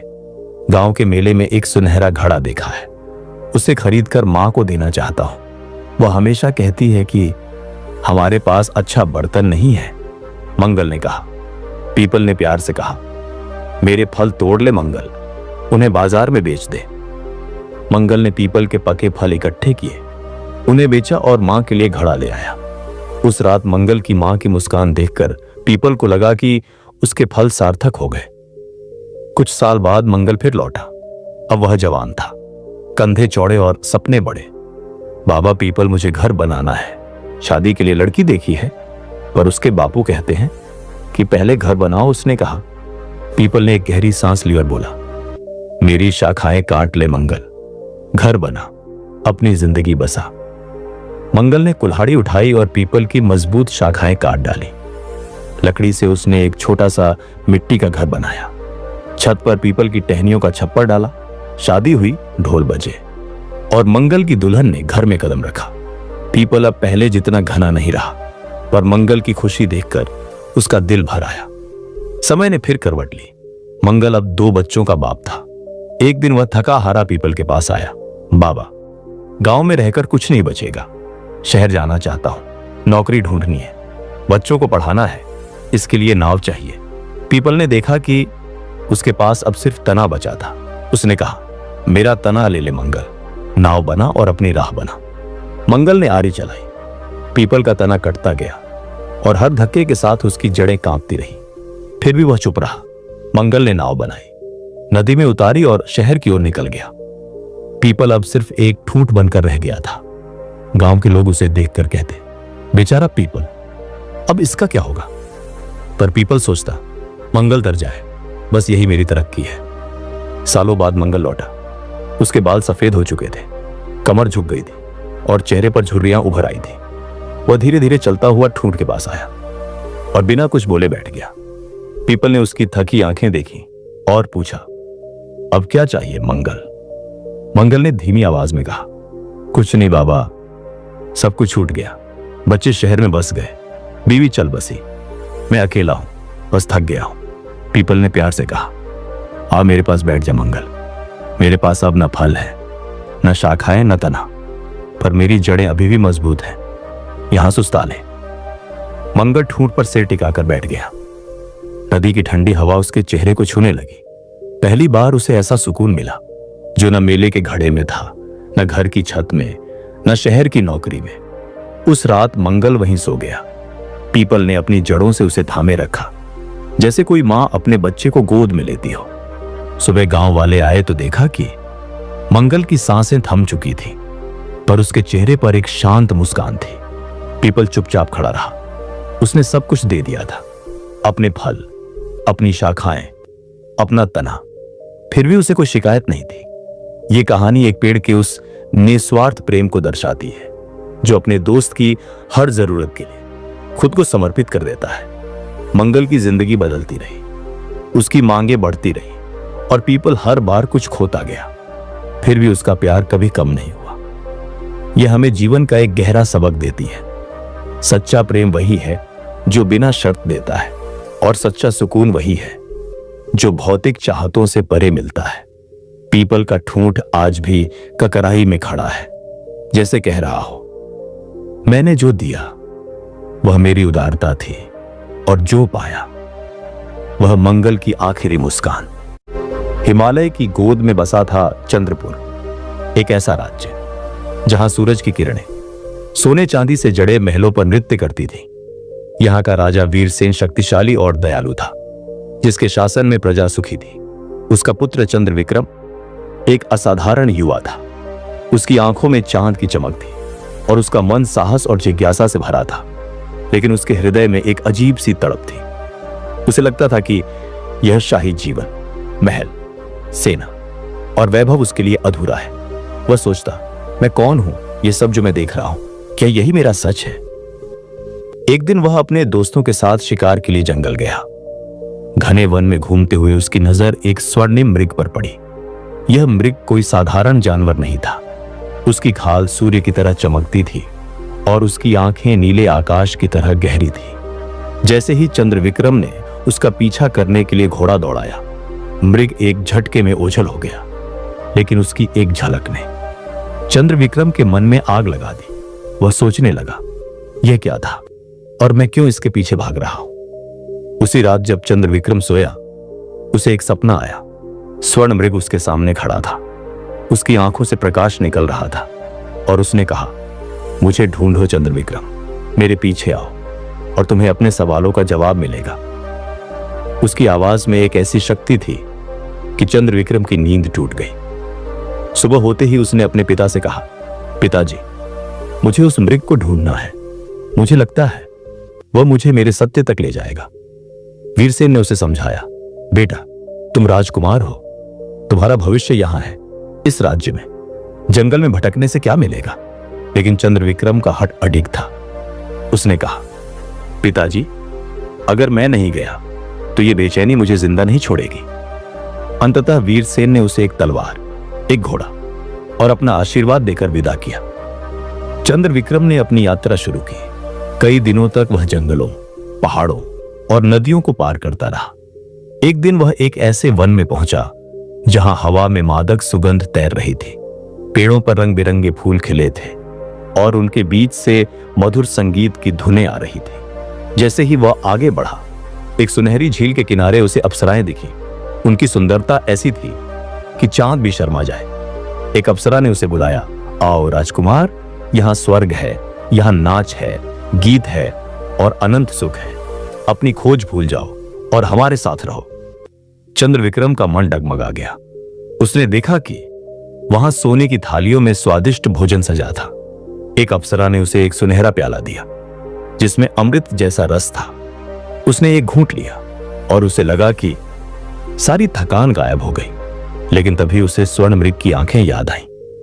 उसने खुद से पूछा, क्या यह सुख मेरा जवाब है? क्या मैं इसके लिए यहां आया हूं? उसने प्याला नीचे रखा और अप्सराओं से कहा, तुम्हारा यह सुख सुंदर है, लेकिन यह मेरा सच नहीं। मुझे आगे जाना है। अप्सराएं हंसी और बोली, कोई नहीं लौटता यहां से, लेकिन तुम्हारा हट अनोखा है। जाओ, पर याद रखो, सुख छोड़ना आसान नहीं। चंद्रविक्रम ने पीछे मुड़कर नहीं देखा और आगे बढ़ गया। उसे एहसास हुआ कि भोग विलास उसे लुभा सकता है, लेकिन उसकी आत्मा को शांत नहीं कर सकता। दिनों की यात्रा के बाद चंद्रविक्रम एक विशाल पहाड़ के सामने पहुंचा। यह पहाड़ काला और भयानक था, जिसके शिखर पर बादल गरज रहे थे। वहां एक विशाल राक्षस खड़ा था। उसका शरीर लोहे की तरह कठोर था और उसके हाथ में एक त्रिशूल था जो बिजली की तरह चमक रहा था। राक्षस ने गरजते हुए कहा, मैं काल देव हूं, शक्ति का स्वामी। मुझे हराओ और यह पहाड़ तुम्हारा होगा। यहां की शक्ति तुम्हें अजेय बना देगी। चंद्रविक्रम ने अपनी तलवार निकाली और राक्षस से भिड़ गया। युद्ध भयंकर था। राक्षस का हर प्रहार पहाड़ को हिला देता था, लेकिन चंद्रविक्रम का साहस कम नहीं हुआ। घंटों तक चले इस युद्ध में उसने राक्षस के सीने में तलवार भोंक दी। राक्षस चीखा और धरती पर गिर पड़ा, लेकिन जैसे ही वह मरा, उसका शरीर धुएं में बदल गया और वहां एक बूढ़ा साधु प्रकट हुआ।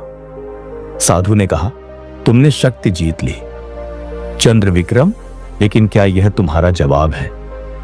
क्या यह ताकत तुम्हारी बेचैनी को खत्म कर सकती है?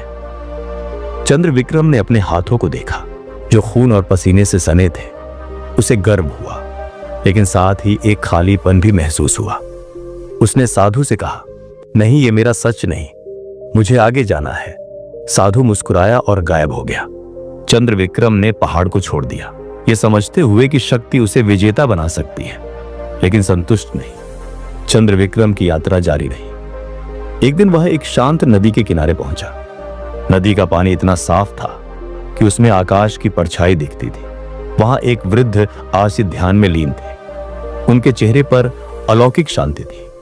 चंद्रविक्रम ने उनके पास जाकर पूछा, महात्मा, मैं एक स्वर्ण मृग की खोज में हूं, क्या आप जानते हैं वह कहां है? आर्य ने धीरे से आंखें खोली और कहा, इस नदी में डुबकी लगाओ। ये ज्ञान की नदी है, यहां तुम्हें सारे जवाब मिलेंगे।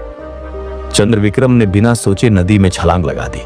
जैसे ही वह पानी में डूबा, उसके सामने ब्रह्मांड खुल गया। उसने सितारों का जन्म देखा, ग्रहों का नृत्य देखा और जीवन मृत्यु का चक्र समझा। उसे लगा कि वह सब कुछ जान गया है। जब वह बाहर आया तो उसने अर्श से कहा, मुझे ज्ञान मिला, मैंने सब देख लिया, लेकिन मेरे मन में अभी भी एक खालीपन है। यह क्यों?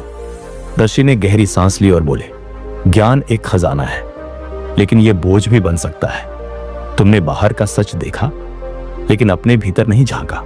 आगे बढ़ो राजकुमार, तुम्हारा जवाब अभी बाकी है।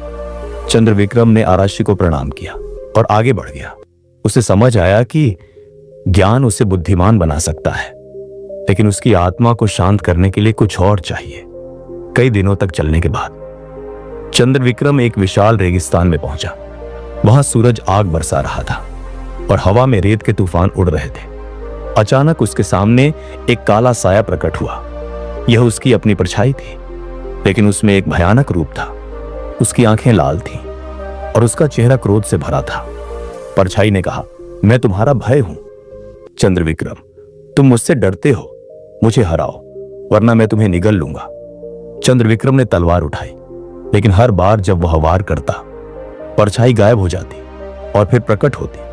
अंततः उसने तलवार फेंक दी और कहा, मैं तुमसे नहीं डरता, तुम मेरे ही मन का हिस्सा हो। जैसे ही उसने यह कहा, परछाई चीखी और रेत में विलीन हो गई। चंद्रविक्रम को एहसास हुआ कि भय भी उसके भीतर से ही जन्म लेता है और उसे हराने का तरीका हथियार नहीं, साहस है। लंबी और कठिन यात्रा के बाद चंद्रविक्रम एक गुफा के सामने पहुंचा। गुफा के बाहर स्वर्ण मृग खड़ा था। उसकी चमक अब पहले से भी तेज थी। चंद्रविक्रम ने कहा, मैं तुम्हें ढूंढने इतना दूर आया हूं, अब बताओ मैं कौन हूं। मृग ने शांत स्वर में कहा, मुझे पकड़ो और जवाब तुम्हारा होगा। चंद्रविक्रम ने मृग की ओर हाथ बढ़ाया, लेकिन वह हवा में गायब हो गया। गुफा में अचानक एक विशाल दर्पण प्रकट हुआ। चंद्रविक्रम ने उसमें देखा। पहले तो उसे अपना चेहरा दिखा, लेकिन फिर दर्पण में उसके सारे अनुभव झलकने लगे। अप्सराओं का नृत्य, राक्षस का युद्ध, नदी का ज्ञान और रेगिस्तान का भय। अंत में दर्पण में सिर्फ उसकी आंखें रह गईं, जो शांत और गहरी थी। तभी गुफा में एक दिव्य आवाज गूंजी, खुद को पहचानो चंद्रविक्रम, स्वर्ण मृग तुम्हारा मन था जो तुम्हें बाहर की ओर खींचता रहा। सुख, शक्ति, ज्ञान, भय, ये सब तुम्हारे भीतर के ही रंग है। जब तुम अपने मन को देखते हो, अपनी इच्छाओं को समझते हो, अपने डर को गले लगाते हो, तभी तुम्हें शांति मिलती है। असली सत्य बाहर नहीं, तुम्हारे भीतर है। चंद्रविक्रम गुफा से बाहर निकला। उसका चेहरा अब पहले जैसा नहीं था। उसमें एक अलौकिक शांति थी। वह चंद्रपुर लौटा और अपने पिता से कहा, पिताजी, मैंने अपना जवाब ढूंढ लिया। मैं अब राजा नहीं बनना चाहता। मैं लोगों को सिखाना चाहता हूं कि असली सुख बाहर की चीजों में नहीं, अपने भीतर है। उसने अपना शाही जीवन त्याग दिया और एक साधु बन गया। वह गांव-गांव गया, लोगों को खुद को पहचानो का संदेश दिया। कहते हैं उसकी यह सीख एक दिन गौतम बुद्ध तक पहुंची, जिन्होंने इसे और गहराई से दुनिया के सामने रखा। चंद्रविक्रम की कहानी आज भी गूंजती है, ये सिखाते हुए कि हमारी सबसे बड़ी यात्रा बाहर की नहीं, भीतर की होती है। चंद्रविक्रम की यह काल्पनिक कथा केवल एक रोमांचक कहानी नहीं है, बल्कि एक गहरा दार्शनिक संदेश है, जो गौतम बुद्ध की सीख खुद को पहचानो को जीवन के हर पहलू से जोड़ता है। यह हमें बताती है कि हमारा जीवन एक यात्रा है, न केवल बाहरी दुनिया की, बल्कि उस अनंत गहराई की जो हमारे भीतर छिपी है।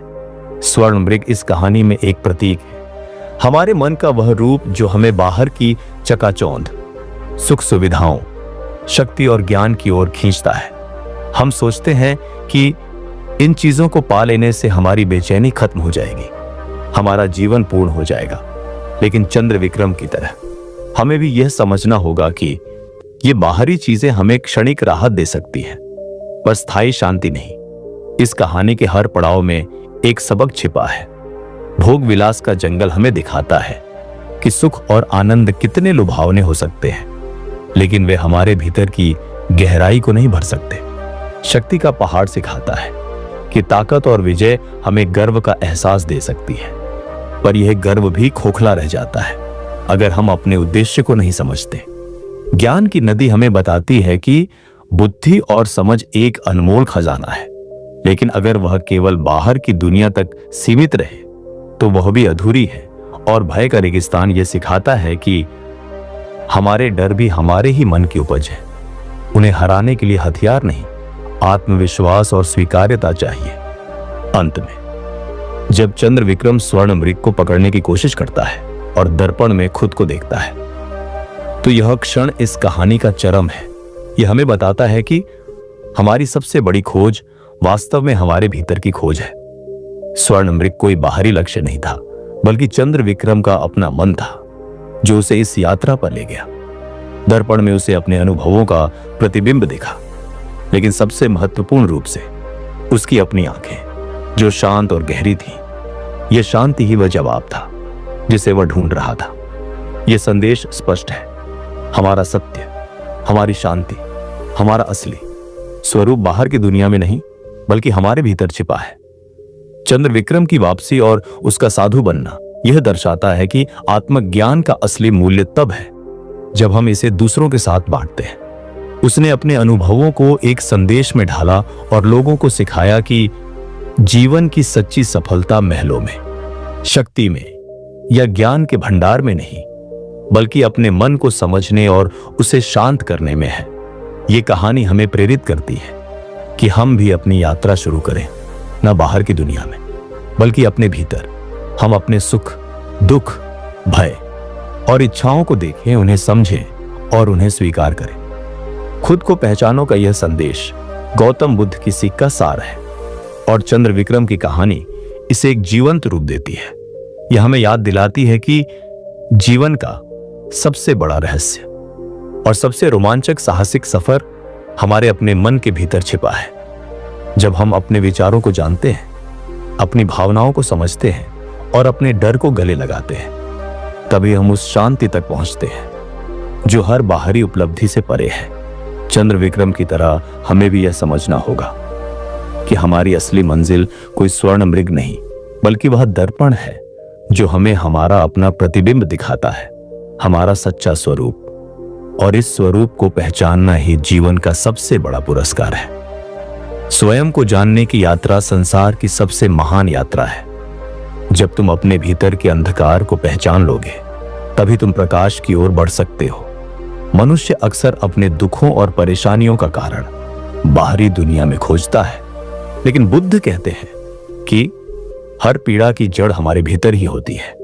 जब हम अपने मन की कमजोरियों, भय और अज्ञान को पहचान लेते हैं, तभी हम सच्चे आत्मबोध की ओर बढ़ सकते हैं। यह यात्रा कठिन अवश्य है, परंतु यही मुक्ति का मार्ग है।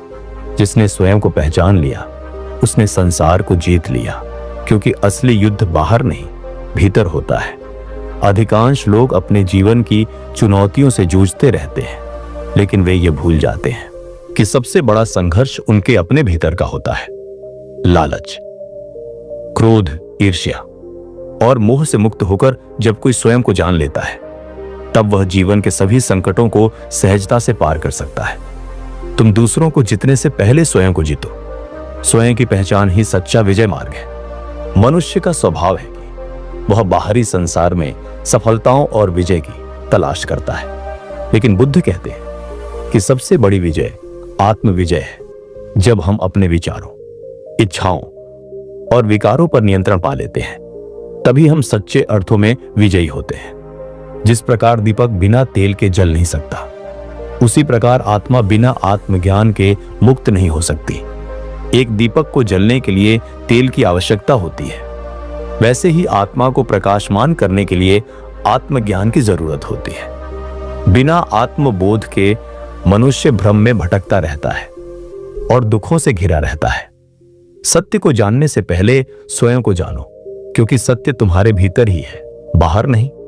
लोग अक्सर सत्य को बाहरी दुनिया में खोजते हैं, लेकिन बुद्ध कहते हैं कि सत्य हमारे भीतर ही छिपा है। जब हम अपने विचारों, इच्छाओं और अहंकार को छोड़कर भीतर झांकते हैं, तभी हमें वास्तविक सत्य का बोध होता है।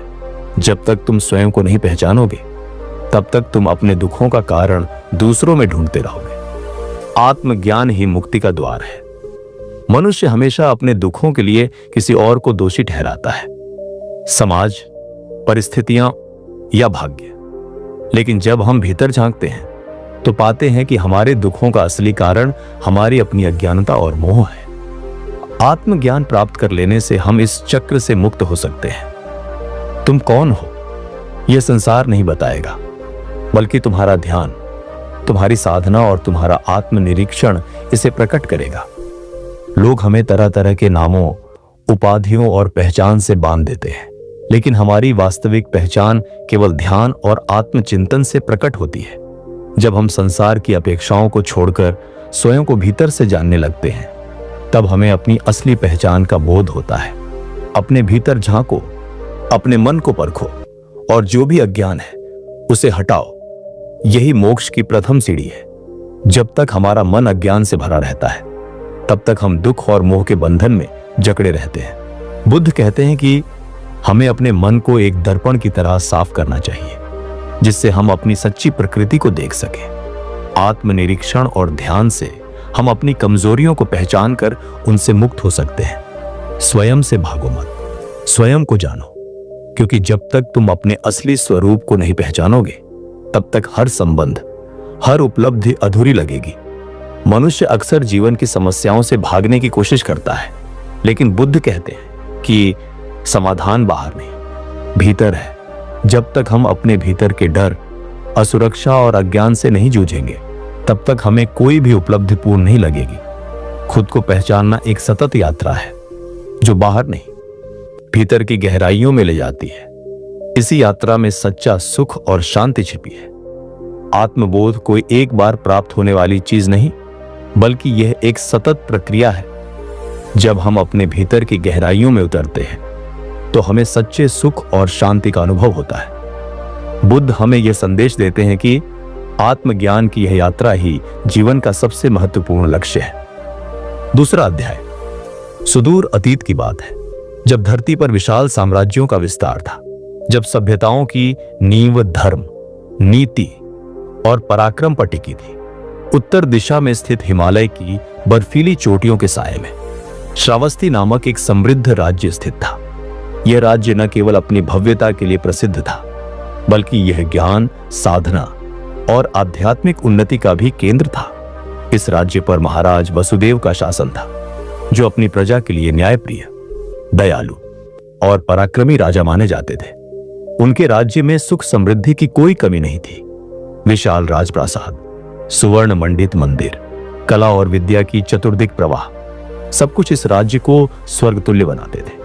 परंतु इस ऐश्वर्य और वैभव के मध्य महाराज वसुदेव के हृदय में एक गहरी चिंता व्यापी हुई थी।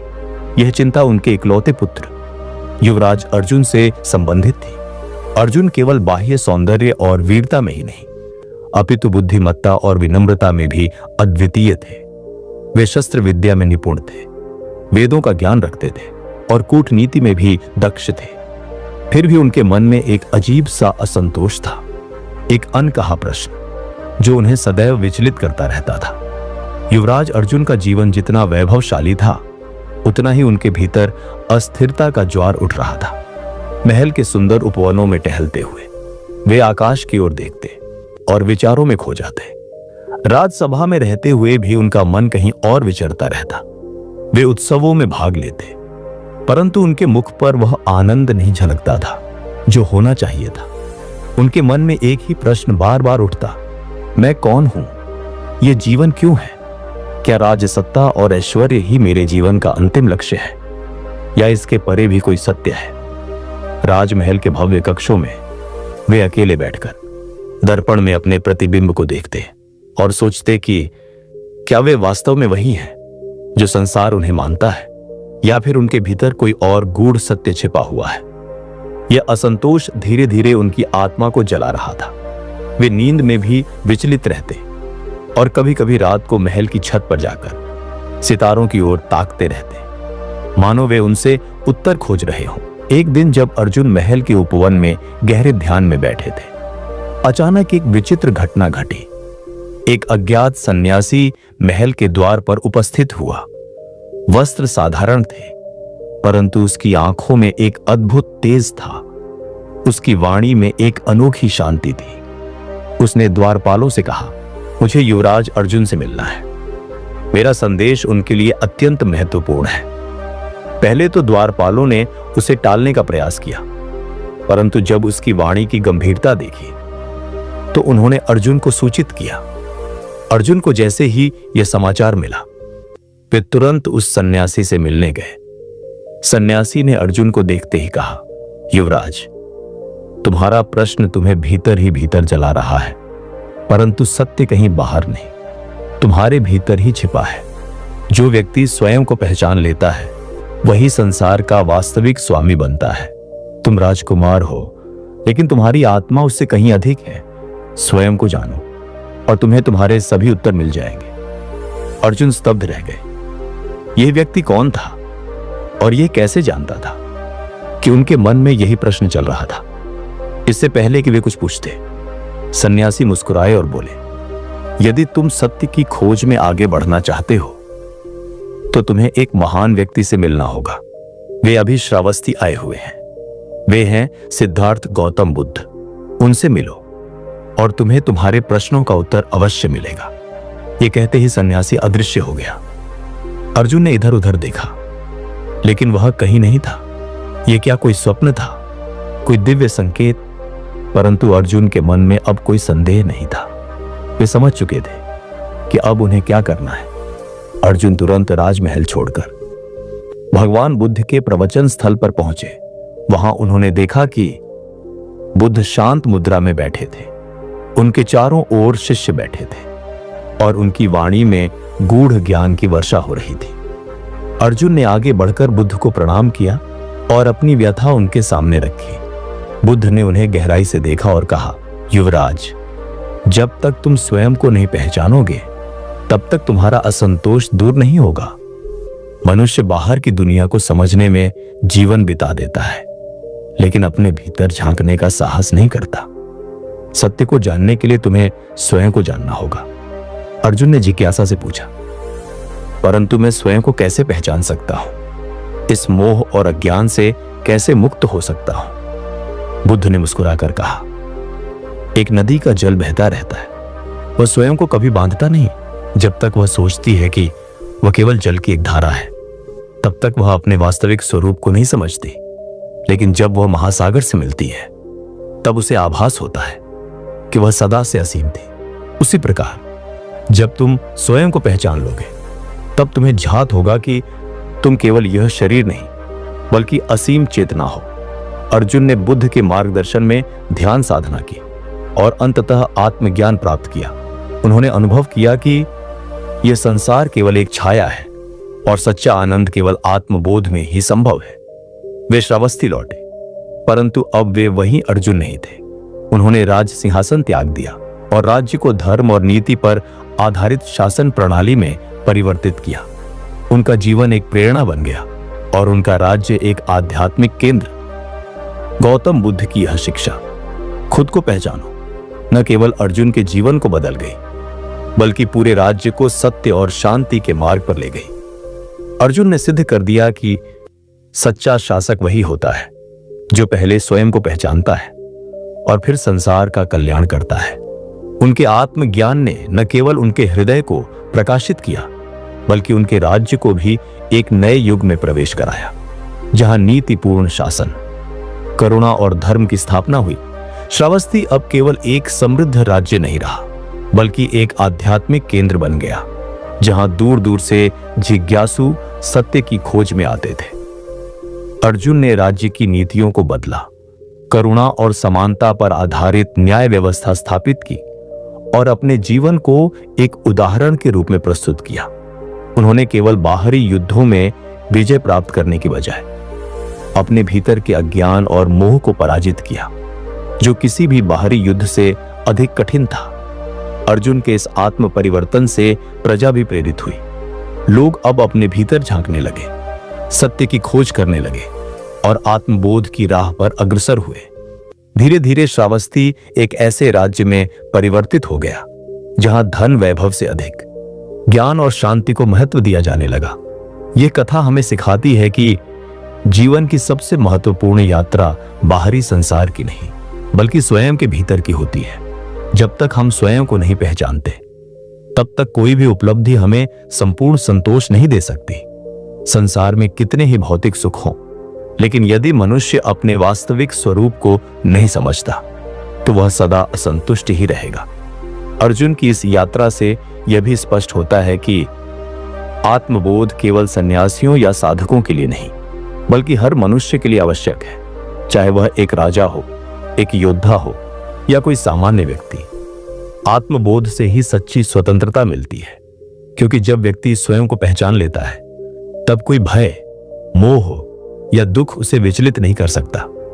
यही जीवन का परम सत्य है। स्वयं को पहचानो और समस्त ब्रह्मांड तुम्हारे भीतर समाहित हो जाएगा।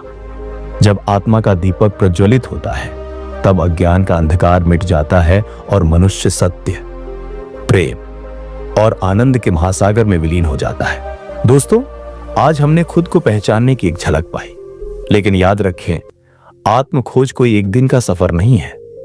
यह जीवन भर चलने वाली एक रोमांचक यात्रा है।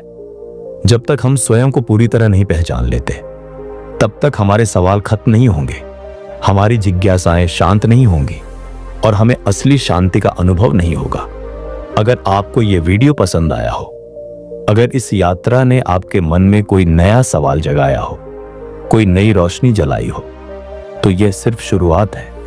हमारे चैनल पर हम ऐसे ही गहरे और प्रेरणादायक विषयों पर चर्चा करते हैं। आत्मज्ञान, ध्यान, बौद्ध शिक्षाएं और आध्यात्मिक रहस्य। अगर आप जीवन को एक नई दृष्टि से देखना चाहते हैं, अगर आप सच में अपने भीतर की ताकत को पहचानना चाहते हैं, तो हमें इस सफर में आपका साथ चाहिए। तो अभी सब्सक्राइब करें ताकि आप हर नई सीख से जुड़ सके, ताकि यह यात्रा अधूरी न रह जाए और आप खुद को और गहराई से समझ सके, ताकि हम मिलकर बुद्ध, महावीर, विवेकानंद और अन्य महान संतों की शिक्षाओं से प्रेरणा लेते रहे। इसके साथ ही बेल आइकन जरूर दबाएं, ताकि जब भी हम कोई नया वीडियो लाएं, आपको तुरंत सूचना मिले और आप इस आत्म खोज के सफर से कभी न भटके। हमारा मिशन सिर्फ एक चैनल नहीं, एक आंदोलन। हम सिर्फ वीडियो नहीं बना रहे, हम एक आंदोलन चला रहे हैं, आत्मज्ञान, जागरूकता और आंतरिक शांति का। और इस आंदोलन का हिस्सा बनने के लिए आपका साथ जरूरी है। इस वीडियो को लाइक करें, शेयर करें और कमेंट में हमें बताएं आपको इस सफर में सबसे ज्यादा कौन सा सवाल खींचता है। हो सकता है कि हमारा अगला वीडियो आपके ही सवाल का जवाब हो। तो आइए मिलकर इस खोज को आगे बढ़ाते हैं। धन्यवाद और मिलते हैं अगले वीडियो में एक और नई रोशनी के साथ।